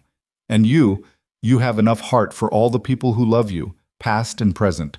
One doesn't erase the other. Clara's fingers tightened around Eleanor's. I don't want to forget her. Then don't. Talk about her. Remember her. Keep her alive in the stories you tell. I'll help you, I promise. Why would you do that? Most women would want to pretend the first wife never existed. I'm not most women. And your mother, she made you who you are. All of you. I'm grateful to her for that, even though I never met her. Clara stared at her, tears streaming freely now. I'm scared. Of what? Of liking you too much. Of forgetting it's supposed to hurt. Of being happy when I should still be sad. Eleanor pulled her close, and this time Clara came willingly, burying her face in Eleanor's shoulder. You're allowed to be happy and sad at the same time. You're allowed to grieve your mother and still build a life. Those things aren't mutually exclusive. It feels wrong. I know, but your mother wouldn't want you frozen in grief forever. She'd want you to keep living, keep growing, keep being Clara. They sat together as Clara cried herself out. When the tears finally subsided, Clara pulled back, her face red and puffy. Can I ask you something? Clara said quietly. Anything. Do you want to be our mother? Eleanor considered the question carefully. I want to be someone who loves you and takes care of you and is there when you need me. Whether that makes me a mother in your eyes is up to you. I won't force a title. but I will show up every day for as long as you'll have me. Clara nodded slowly. I think I can live with that. That's all I'm asking. Clara managed a watery smile. You're not what I expected when Papa said he was bringing someone home. Is that good or bad? I'm not sure yet, but I'm glad it's you and not someone else. Eleanor's chest ached with affection and relief. Get some sleep. Tomorrow's going to be busy. Eleanor? Clara caught her hand as she stood. Thank you for not trying to be her, for being yourself instead. Eleanor squeezed her hand. Always. She left Clara's room with lighter steps, the weight of dread replaced by cautious hope. In the hallway, she nearly collided with Ben. Is she all right? He asked quietly. She will be. Are you? Ben shrugged, the gesture adolescent and uncertain. I guess. It's weird, but not bad weird, just different. Different how? Having someone who wants to stay. Most people don't stick around once things get hard. Eleanor's heart broke a little. I'm not going anywhere. People say that, but then they leave anyway. Not me. You're stuck with me now, official and everything. Ben almost smiled. Okay, good. He hesitated, then added, for what it's worth, I think Papa made a good choice. You're steady. He needs that. We all do. Thank you, Ben. That means more than you know. He nodded and disappeared into his room. Eleanor stood in the dark hallway, overwhelmed by the fragile trust these children were placing in her. She couldn't fail them. Wouldn't fail them. Whatever it took to make this work, she'd find a way. The next week passed in a blur of preparation. Eleanor sewed herself a simple dress, nothing fancy, just clean lines and deep blue fabric she'd had tucked away. The children helped with varying degrees of enthusiasm. Margaret insisted on picking wildflowers for a bouquet. The twins argued over who would stand where during the ceremony. Caleb practiced walking in a straight line, certain he'd been assigned some important role no one had actually given him. Clara remained reserved but no longer hostile. She helped Eleanor with the dress alterations, her stitches neat and precise. They worked in companionable silence, occasionally exchanging small observations about thread tension or hem length. It wasn't warmth exactly, but it wasn't ice either. Jonah handled the practical arrangements, securing a minister, filing paperwork in town, informing the few neighbors who needed to know. He was efficient and methodical, treating the wedding like any other ranch business. Eleanor tried not to think too hard about what that meant. The night before the wedding, Eleanor lay awake in her small room, staring at the ceiling. Tomorrow she'd move into Jonah's room, the room he'd shared with his first wife. He'd offered to sleep elsewhere if it made her uncomfortable, but Eleanor had refused. They were building a partnership, not maintaining a charade. Separate rooms defeated the purpose. Still, the thought of sharing that space, of seeing his vulnerability in sleep, of the inevitable intimacy even a practical marriage required, it terrified her. A soft knock interrupted her spiral. Eleanor, you awake? She sat up. Clara? The door opened. Clara stood in her nightgown, silhouetted by lamplight from the hall. Can I come in? Of course. Clara entered and sat on the edge of the bed. In her hands, she held a small wooden box. I wanted to give you something, before tomorrow. Eleanor's throat tightened. You don't have to. I know, but I want to. Clara opened the box. Inside lay a delicate silver locket on a thin chain. This was Mama's. Papa gave it to her when they got married. She wore it every day until she couldn't anymore. Eleanor couldn't breathe. Clara, I can't take this. It should be yours. She would have wanted you to have it. Clara's voice wavered. She always said marriage was about choosing each other every day, even when it's hard, especially when it's hard. You've been choosing us, over and over. This is me choosing you back. Eleanor's vision blurred. This is the most precious thing you could give me. I know. That's why I'm giving it. Clara lifted the locket from the box and fastened it around Eleanor's neck. The silver was warm from Clara's hands. There. Now you're really part of us. Eleanor pulled Clara into a fierce hug. Thank you. I'll treasure this. I promise. Clara hugged her back just as tightly. When they pulled apart, both were crying and smiling at the same time. "You should sleep," Clara said, wiping her eyes. "Big day tomorrow." "You too." Clara paused at the door. "Eleanor, I'm glad Papa chose you, in case I haven't said that clearly enough." "You have, but I'm glad to hear it again." After Clara left, Eleanor touched the locket at her throat. Inside, she knew, were likely photographs of people she'd never meet, Jonah's first wife, perhaps the children when they were younger. She was marrying into a history that existed before her, carrying the weight of a woman whose shoes she could never fill. But maybe that was the point. She wasn't filling shoes. She was walking her own path beside theirs, building something new from the pieces of what had broken. Morning came too quickly. Eleanor dressed with shaking hands, Clara helping with the buttons down her back. Margaret braided Eleanor's hair with clumsy fingers, and Sarah tucked wildflowers into the plait. The twins argued over whether Eleanor needed jewelry beyond the locket.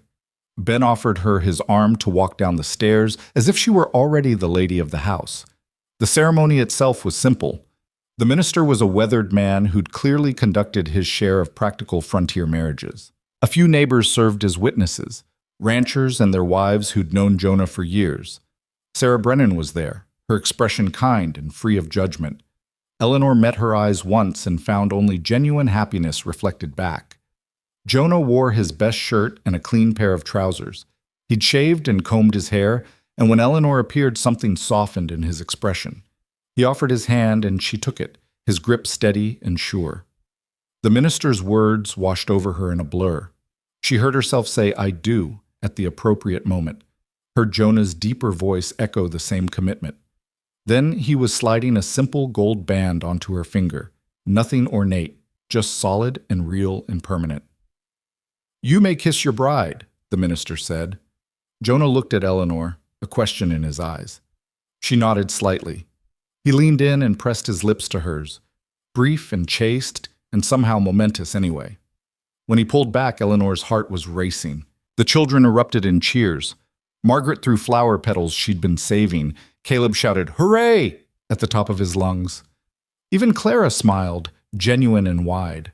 They celebrated with cake and coffee, the neighbors offering congratulations before drifting away to their own lives. Soon only the family remained, gathered in the house that was now officially Eleanor's home. "Well, Mrs. Hale," Jonah said quietly, "how does it feel?" Eleanor looked around at the children, her children now, in the eyes of the law and the community. Terrifying and right. Good combination. That night, after the children were asleep, Eleanor stood in the doorway of Jonah's room, their room now. He was already inside, hanging his good shirt carefully. "You can take the dresser on the left," he said without turning around. "I cleared out the drawers." Eleanor moved her few belongings from her carpet bag into the dresser, hyper-aware of Jonah's presence. When she finished, she stood awkwardly, unsure what came next. Jonah seemed to sense her discomfort. "I'll sleep on top of the covers. You take the bed proper. We'll figure out the rest as we go." "You don't have to say—" "I know, but I am." He met her eyes. "This is already a lot of change. No need to rush the rest." Eleanor nodded, grateful beyond words. They prepared for bed with careful courtesy, neither looking directly at the other. When Eleanor finally lay down, the mattress was softer than her old one, the pillow still holding the faint scent of lavender. Jonah settled on top of the quilt beside her, leaving a careful space between them. The lamp flickered out. In the darkness, Eleanor could hear his breathing, feel the warmth of his presence. "Eleanor?" His voice was soft. "Yes?" "Thank you for saying yes, for staying, for all of it." "Thank you for asking." They lay in silence for a while. Then Jonah's hand found hers in the dark, his calloused fingers linking with hers. Eleanor squeezed back. It wasn't passion, it wasn't romance, but it was connection, freely chosen and mutually given. And for now, that was enough. The days after the wedding settled into new rhythms. Eleanor moved through the house with different authority now, not as hired help, but as its mistress. The children tested the boundaries of this new reality in small ways. Margaret started calling her Mama Eleanor when she thought no one was listening. The twins brought their disputes to her for arbitration. Ben asked her opinion on things that mattered to him. Even Caleb, who'd never known reserve with her, seemed to relax further, certain now that she wouldn't disappear. Clara remained the most complicated. She never called Eleanor anything but Eleanor, maintaining a formal distance even as she sought her company. They fell into a pattern of working together in the evenings, Clara on her mending, Eleanor on hers, occasional conversation flowing between comfortable silences. Jonah was careful with Eleanor, respectful to the point of distance. They shared a bed now, but he kept to his side, never presuming. They spoke about the ranch, the children, practical matters. They didn't speak about what their marriage was becoming or might become. Eleanor told herself she was grateful for the space. She refused to examine why it sometimes felt lonely. 3 weeks after the wedding, Eleanor was in the henhouse collecting eggs when she heard wagon wheels. She emerged to find a well-dressed couple climbing down. A man in an expensive suit and a woman in traveling clothes too fine for ranch visiting. Jonah appeared from the barn, his expression shuddering immediately. "Richard, Constance, what brings you out here?" The woman, Constance, smiled, but it didn't reach her eyes. "Can't we visit my late sister's family without an inquisition?" Eleanor's stomach dropped. Sarah's sister, Jonah's first wife's sister. "You're always welcome," Jonah said carefully. "I just wasn't expecting you." Clearly, Constance's gaze landed on Eleanor, assessing and finding her wanting in a single glance. "And you must be the new wife. How convenient that Jonah found a replacement so quickly." Eleanor kept her expression neutral. "Eleanor Hale. Pleased to meet you." "I'm sure." Constance's smile was razor sharp. "Though I must say, Sarah's barely been gone 2 years. Seems rather hasty, don't you think?" "Constance," Jonah's voice held a warning. "What?" "I'm simply observing that my sister deserves to be mourned properly, not replaced at the first opportunity." Richard put a hand on his wife's arm. "We came to see the children, remember?" "Of course." "Where are my darling nieces and nephews? I've brought gifts." The children had heard the wagon and came running. Constance embraced each of them with dramatic affection, exclaiming over how much they'd grown. The gifts appeared, dolls for the girls, books for the boys, expensive things that made Jonah's jaw tighten. "Can we offer you lunch?" Eleanor asked, playing the hostess even as everything in her wanted to retreat. "That would be lovely," Richard said quickly, before his wife could refuse. Eleanor prepared the meal while Constance held court in the main room, regaling the children with stories of their mother. Eleanor could hear every word from the kitchen, each memory a small blade. "Your mother had the most beautiful singing voice. Do you remember?" "She made the best preserves. I still have jars she gave me the summer before she passed. She always said family was everything. She would be so heartbroken to see strangers in her home." Clara appeared in the kitchen doorway, her face tight. "You don't have to listen to this." "Yes, I do. She's your aunt. She loved your mother. She's allowed to grieve." "She's being cruel." "Perhaps, but I can take it." Eleanor carried plates to the table. "Come, let's eat." The meal was excruciating. Constance peppered Eleanor with questions designed to highlight her inadequacy. Can peaches like Sarah had? Did she know Sarah's special recipe for cornbread? Had she seen the beautiful quilts Sarah had made? Eleanor answered with patience she didn't feel, refusing to rise to the bait. Jonah's expression grew darker with each exchange, but Eleanor caught his eye and shook her head slightly. This was a battle she had to fight herself. After lunch, Constance requested a tour of the house. Eleanor obliged, walking her through rooms while Constance pointed out everything Sarah had done. The curtains she'd sewn, the furniture she'd arranged, the marks she'd left everywhere. In the bedroom, Eleanor's bedroom now, Constance stopped at the dresser, her hand touching the locket at Eleanor's throat. "That was Sarah's. Clara gave it to me as a wedding gift." "Clara had no right. That should stay in the family." "I am family now." Constance's eyes flashed. "You're a stranger playing house with my sister's children. You'll never be their mother. You'll never be what Sarah was to them." Eleanor met her gaze steadily. "You're absolutely right. I'll never be Sarah. I don't want to be. But I am their family now, whether you accept that or not, and I'll love them and care for them every day for the rest of my life." Love? Constance laughed bitterly.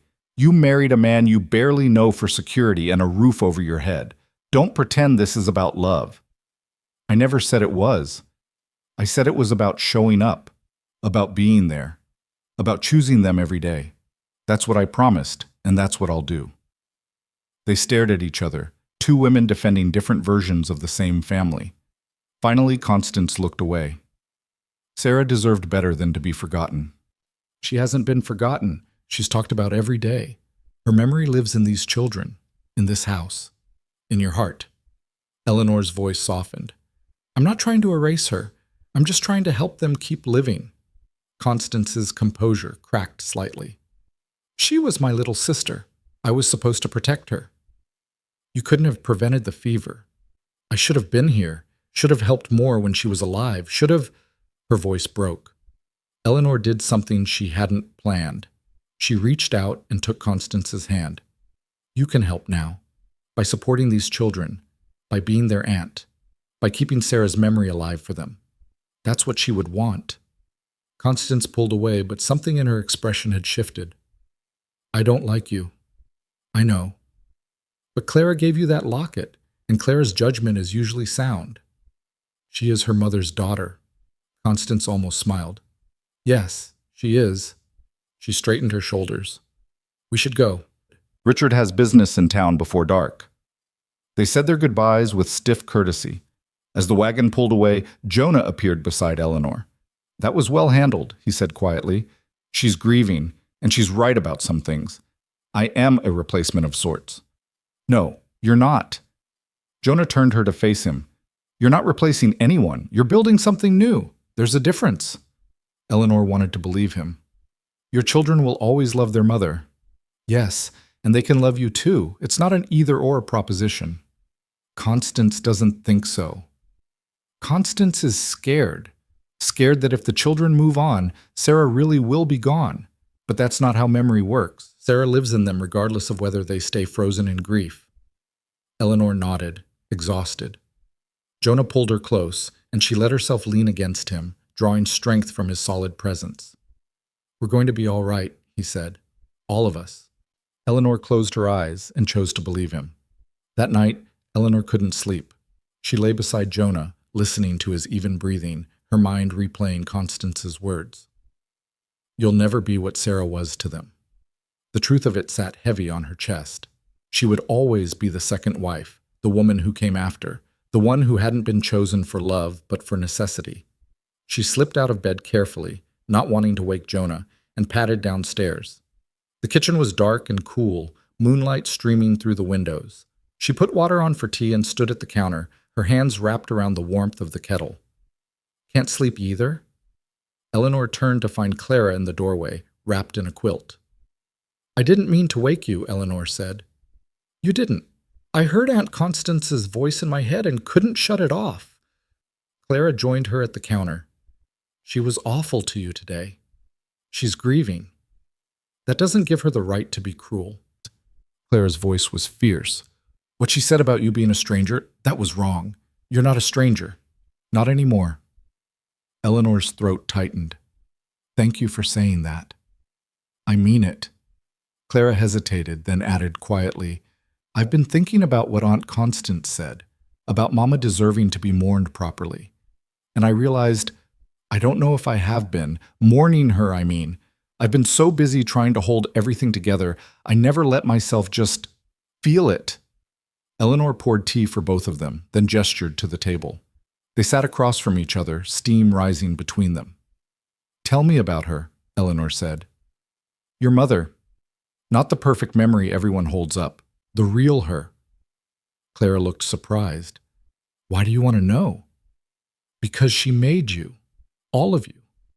And because I want to understand the woman whose home I'm living in, whose children I'm raising, whose husband I married. Clara wrapped her hands around her cup, her expression distant. She wasn't perfect. People act like she was, but she wasn't. She had a temper sometimes. She could be stubborn. She hated doing laundry and would put it off until we were all running out of clean clothes. Eleanor smiled. What else? She sang all the time, but she was terrible at it. Papa used to tease her about it, and she'd sing louder just to annoy him. She made the best apple pie I've ever tasted, but her biscuits were like rocks.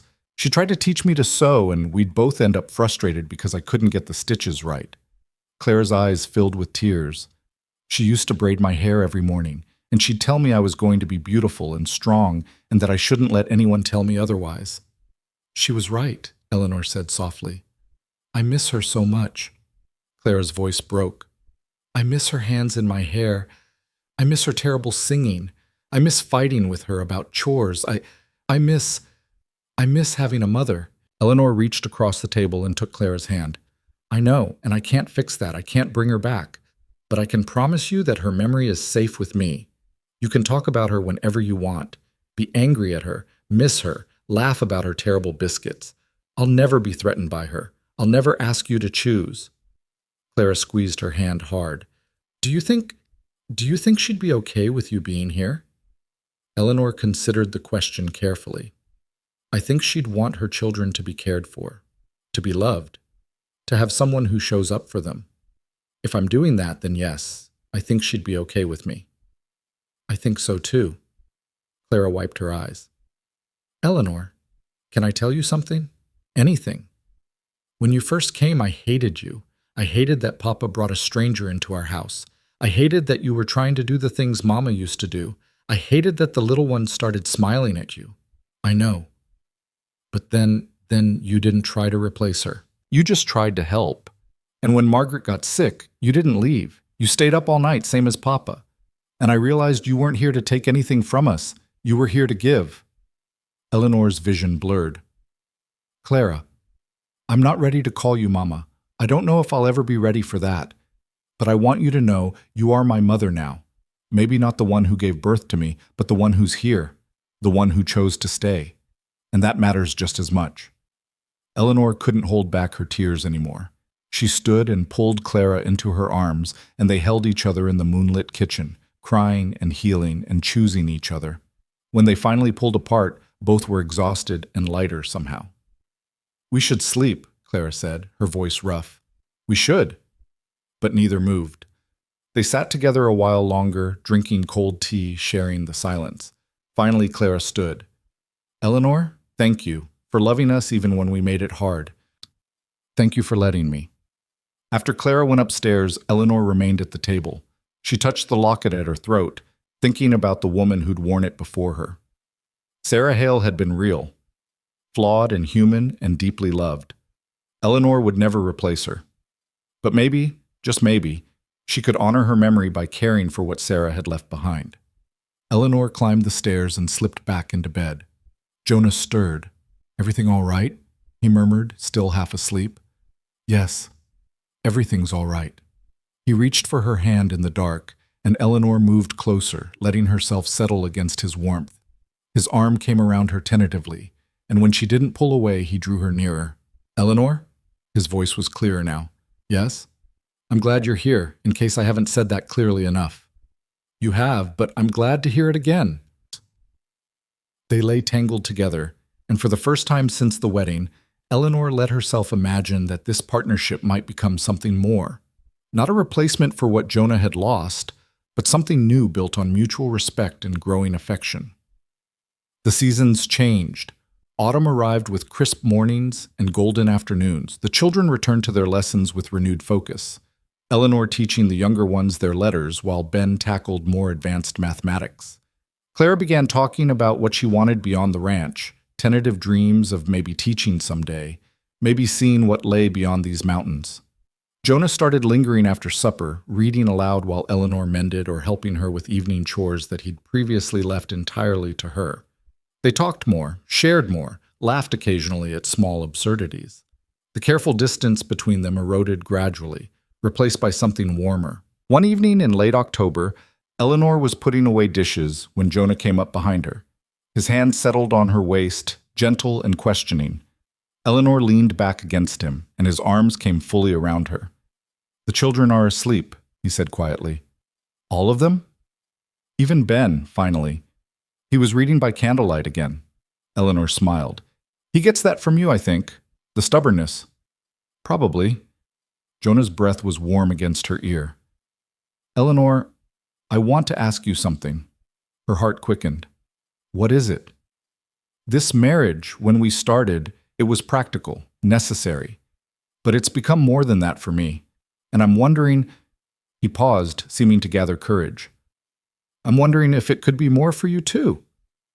Eleanor turned in his arms to face him. His gray eyes were uncertain, vulnerable in a way she'd never seen. What are you asking, Jonah? I'm asking if you'd be willing to let this become real, not just in name, but in all the ways a marriage can be. I know I'm not offering romance or grand gestures, but I can offer partnership and respect and he stopped, swallowed hard. And love, if you'll have it. Eleanor's breath caught. Love? I didn't expect it. Didn't think I was capable of it anymore after Sarah. But somewhere between you staying up all night with Margaret and you standing up to Constance and you braiding Clara's hair the way her mother used to, I fell in love with you, Eleanor. Not because you replaced Sarah, but because you're you. Steady and kind and braver than you give yourself credit for. Tears spilled down Eleanor's cheeks.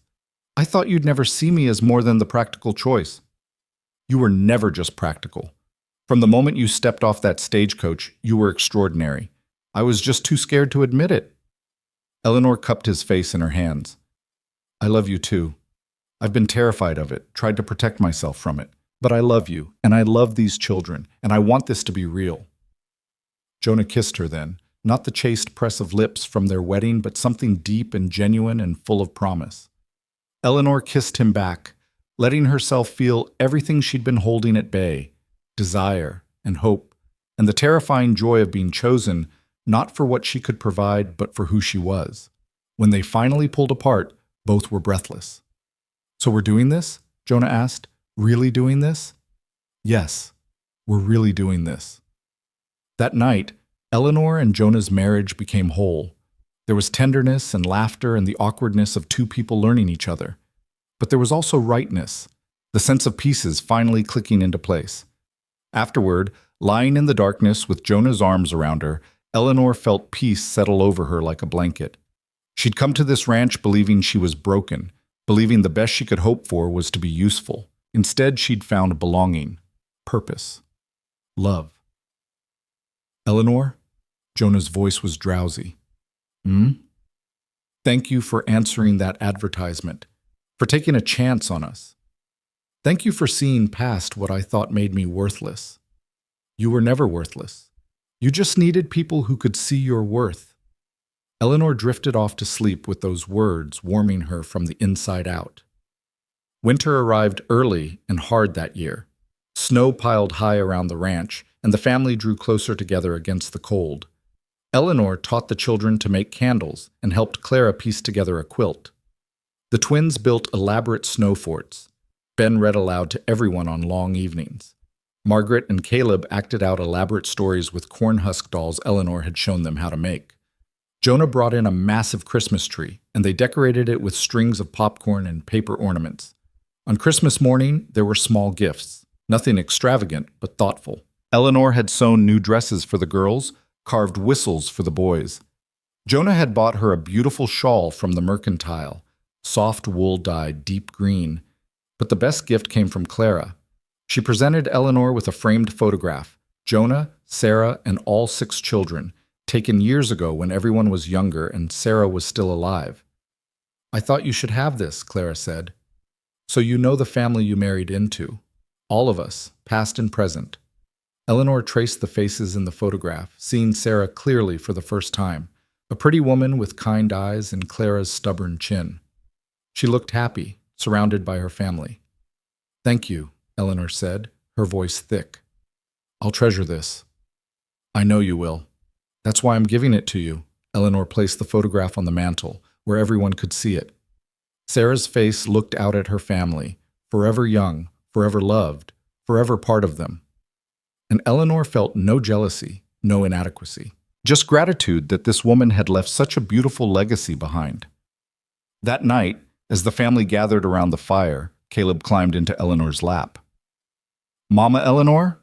He said, the name coming naturally now. Eleanor's heart swelled. Yes, sweetheart? Are you going to stay forever? Forever and ever?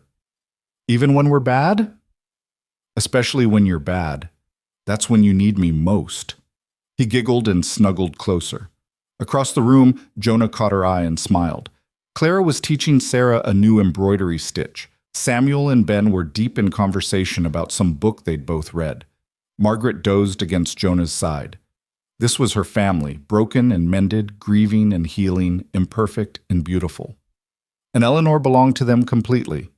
As winter melted into spring, life settled into patterns that felt permanent. Eleanor woke each morning to Jonah's kiss, made breakfast for children who called her mama more often than not, worked through her days with purpose and satisfaction. The ranch thrived under their combined efforts. The children grew and learned and gradually released their grip on grief, letting joy back in. One afternoon in early May, Eleanor was working in the garden when she felt Jonah's presence behind her. She turned to find him watching her with an expression she couldn't quite read. "What is it?" she asked. "I was just thinking about the day you arrived, how terrified you looked stepping off that stagecoach, how certain I was that you'd run within a week." Eleanor laughed. "I almost did. Several times." "What stopped you?" She considered the question. "The children, at first. They needed someone and I couldn't abandon them. But later I stayed because I wanted to, because this became home, because you became mine and I became yours." Jonah pulled her to her feet and into his arms. "I never thought I'd feel this again. Contentment. Hope. Love. Neither did I. We're lucky, aren't we? To get a second chance." Eleanor thought about Thomas, about the doctor's diagnosis, about all the ways her life could have gone, about the woman she'd been when she arrived, hollow and convinced of her own inadequacy, and the woman she was now, whole and loved and certain of her worth. "Yes," she said, "we're incredibly lucky." That evening, after supper, Clara asked to speak with Eleanor privately. They went out to the porch, where the setting sun painted everything gold. "I've been accepted to the teaching college in Denver," Clara said, her voice trembling with excitement and fear. "They have a program starting in the fall. I could get my certificate, come back and teach here, or maybe somewhere else. See what's beyond this ranch." Eleanor's heart clenched with pride and impending loss. "That's wonderful, Clara. Your mother would be so proud. Would you be all right with me going? I know you need help here, and I don't want to abandon—" Eleanor stopped her with a hand on her arm. "You're not abandoning anyone. You're growing up. That's what you're supposed to do." "But who'll help with the younger ones?" "We'll manage. We always do. This is your chance to build your own life, Clara. Take it." Clara's eyes filled with tears. "I'm scared of leaving, of failing, of disappointing everyone." "You could never disappoint us, and being scared just means you're doing something brave." Clara hugged her fiercely. "Thank you for understanding, for not making me feel guilty. Your mother raised you to be independent and strong. I'm just honoring her work." They stood together watching the sunset, and Eleanor marveled at how far they'd all come. The broken, grieving family was healing. The children were finding their way forward. And Eleanor had found the family she'd thought she could never have. Summer came warm and generous. The ranch flourished. Ben took on more responsibility with the livestock, his shoulders broadening with the work. The twins grew more independent, still close but developing separate interests, Sarah in cooking, Samuel in carpentry. Margaret started reading on her own, devouring books with the same enthusiasm her brother showed. Caleb followed Jonah everywhere, learning the ranch work with serious concentration. And Clara prepared to leave. Eleanor helped her pack, offering advice about city life and independence, while her heart broke a little. But it was the good kind of breaking, the kind that came from loving someone enough to let them go. The day Clara left for Denver, the whole family rode into town to see her off on the stagecoach. She hugged each of her siblings, promising to write every week. She embraced her father, both of them crying openly. And then she turned to Eleanor. "I couldn't have done this without you," Clara said. "You showed me it was okay to move forward, to build something new while still honoring what came before. You would have found your way regardless. You're your mother's daughter, stubborn and brilliant. I'm your daughter too now, if that's all right to say." Eleanor pulled her close. "It's more than all right. I'm honored. I love you, Mama Eleanor." It was the first time Clara had called her that.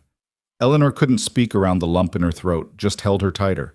When the stagecoach pulled away, Eleanor stood with Jonah's arm around her waist, watching until Clara disappeared from view.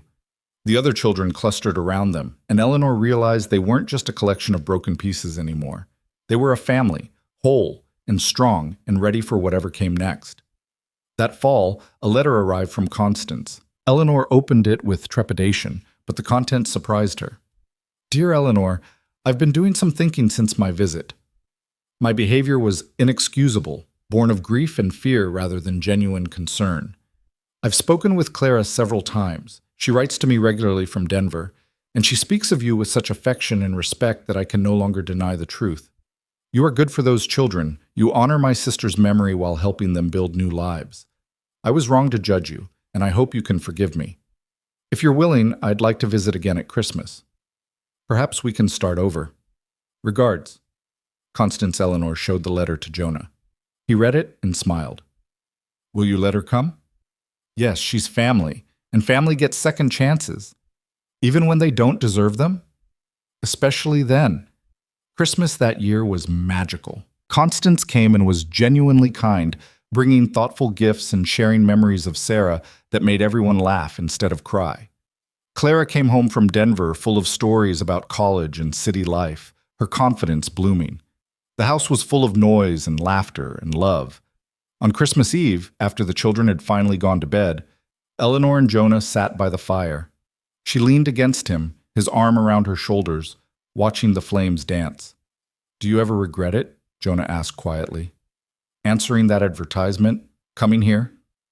Eleanor thought about the woman she'd been, convinced she was broken, certain she'd never have a family, running from a past that defined her by what she lacked. And she thought about the woman she'd become, loved and valued for exactly who she was, mother to 6 children she hadn't birthed but had chosen, wife to a man who saw her worth. Not for a single moment, she said. This is exactly where I'm supposed to be. Even though you can't... He stopped, careful. Even though I can't have children of my own, Eleanor finished. Jonah, I have 6 children. They may not have come from my body, but they're mine in every way that matters. I didn't need to give birth to be a mother. I just needed to show up and love them. You've done more than that. You've saved us, all of us. We saved each other. That's how family works. They sat in comfortable silence, watching the fire burn low. Outside, snow began to fall, blanketing the ranch in white. Inside, the house was warm and full and home. Eleanor thought about miracles, not the kind that changed your body or rewrote your past, but the kind that happened when broken people chose to build something beautiful together. She'd thought her inability to have children defined her limits. Instead, it had led her here, to a family that needed exactly what she had to give. She touched the locket at her throat, feeling the weight of 2 women's love. Sarah's for the children she'd borne, Eleanor's for the children she'd chosen. Both loves were real, both mattered, and together they'd built something stronger than either could have created alone. Eleanor? Jonah's voice was soft. Thank you for staying, for choosing us, for building this life with me.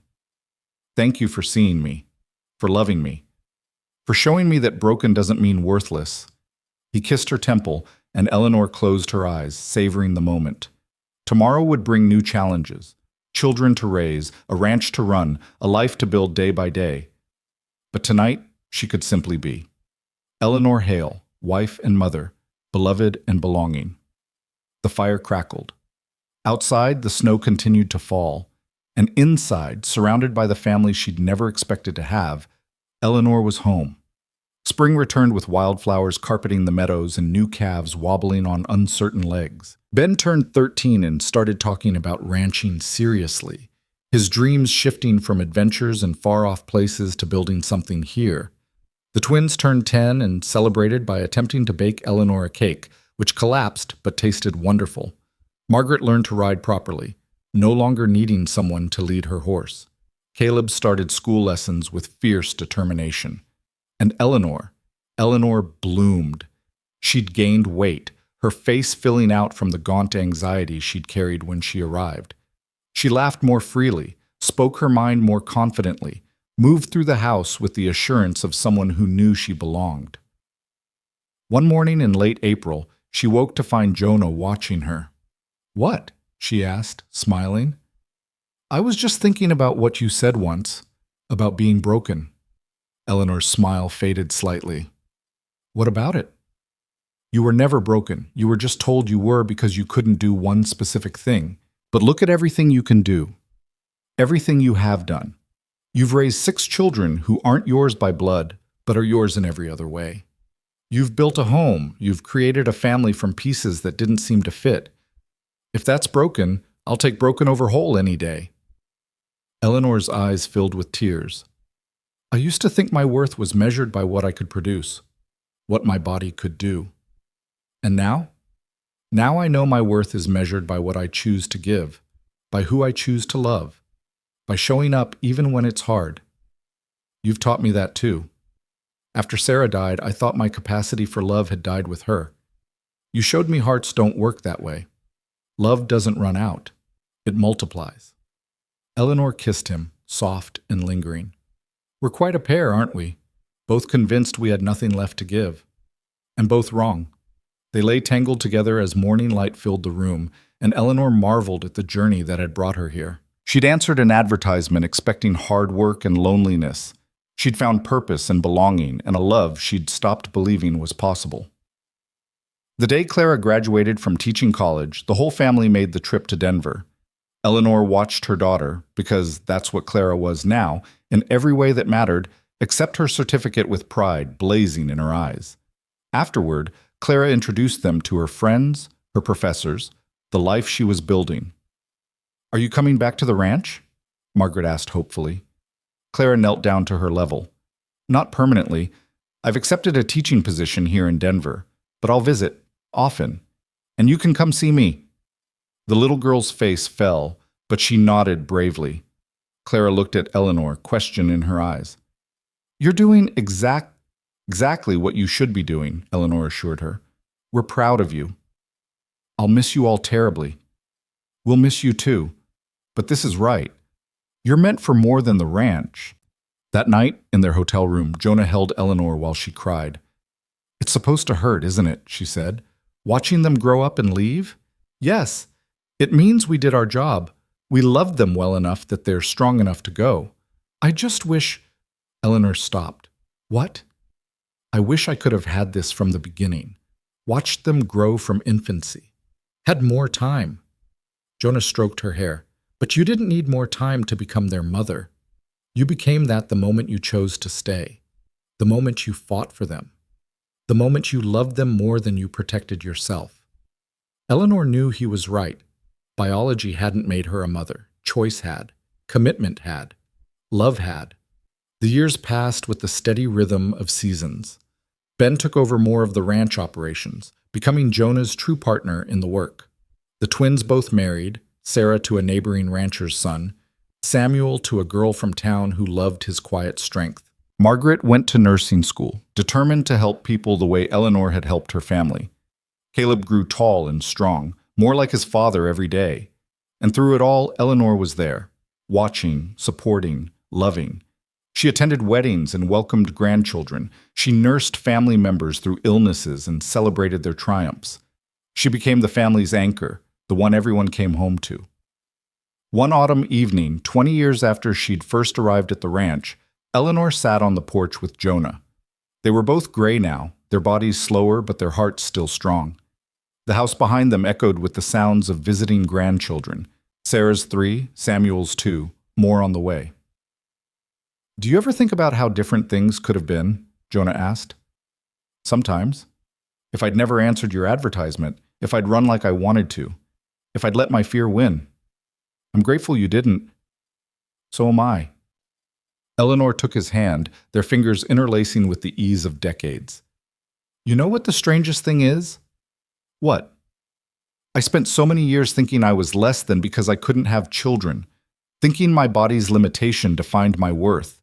And now I have 16 grandchildren and counting, none of them carrying my blood, all of them carrying my love." "That's not strange. That's beautiful." "It is, isn't it? I thought I'd never be a mother. Instead, I became mother to 6, grandmother to many, The heart of a family I never could have imagined. Jonah pulled her close. You once told me you were broken. Do you still believe that? Eleanor thought about the medical report she'd kept all these years, the words that had once defined her entire existence. She thought about the life she'd built despite those words, the family she'd created, the love she'd given and received. No, she said firmly. I'm not broken. I never was. I was just meant for a different kind of miracle. What kind? The kind where love matters more than biology, where choosing matters more than bearing, where showing up every day, even when it's hard, creates something more lasting than any physical legacy could. Behind them, a grandchild laughed. Inside, their children were gathered, talking and eating and being family. And Eleanor realized she'd never answered that original question, did she regret coming here? She regretted nothing. Not the fear, not the struggle, not the pain of growing into this life. Because all of it had led to this moment, sitting beside the man she loved, surrounded by the family she'd built one choice at a time. Thank you, she said quietly. Jonah looked at her. For what? For seeing me. For asking me to stay. For loving me exactly as I am. Thank you for saying yes. For staying when it would have been easier to run. For showing me that life can begin again, even when you think it's over. They sat in the gathering dusk, two people who'd both believed they were broken, who'd built something whole from their shattered pieces. The ranch spread out before them, generations of love soaked into every board and beam. This was Eleanor's legacy, not children from her womb, but a family from her heart. And it was more than enough. It was everything. As the stars began to appear overhead, Eleanor touched the locket at her throat, worn now, but still precious. Inside were photos of Sarah and her children, and newer ones of Eleanor with her grandchildren. Two women, two kinds of love, woven together into one unbroken story. Tell me again, Eleanor said softly. About the day I arrived. Jonah smiled, knowing this story by heart. You stepped off that stagecoach looking terrified and determined all at once. Your hands were shaking, but your chin was up. And I thought, this woman is either very brave or very desperate. Turned out you were both. I was definitely desperate, but also brave. Braver than you knew. You took a chance on us when you had every reason not to, and you changed everything. We changed everything. Together. Together, Jonah agreed. Inside, someone called that supper was ready. Eleanor stood, Jonah rising beside her, and together they walked into the warm, noisy house full of the family they'd built. Not from biology or obligation, but from choice and commitment and the fierce, transformative power of love. Eleanor had once believed her inability to bear children meant she'd never have a family. Instead, she'd discovered that family wasn't about blood. It was about showing up, staying, choosing to love even when loving meant risking loss. She'd thought she was broken, but she'd been wrong. She'd simply been waiting for the right place to bloom. And bloom she had, into a mother, a wife, a grandmother, the beating heart of a family that would carry her love forward through generations, living proof that the most profound miracles aren't always the ones we expect. They're the ones we build ourselves, one choice at a time, one day at a time, one act of love at a time. And Eleanor's miracle was this, a barren woman who became the mother of multitudes, not through her womb, but through her heart. A woman who'd thought herself insufficient, who'd learned she was more than enough. A woman who'd run from her past and found her future waiting in the dust of a Wyoming ranch, in the eyes of 6 grieving children, in the steady presence of a man who saw her worth when she couldn't see it herself. This was her story, not the one she'd imagined, but the one she'd chosen. And it was perfect in its imperfection, whole in its brokenness, complete in ways she'd never dreamed possible. The door closed behind them, shutting out the night. And inside, surrounded by love and laughter and the family that claimed her completely, Eleanor was finally, truly home.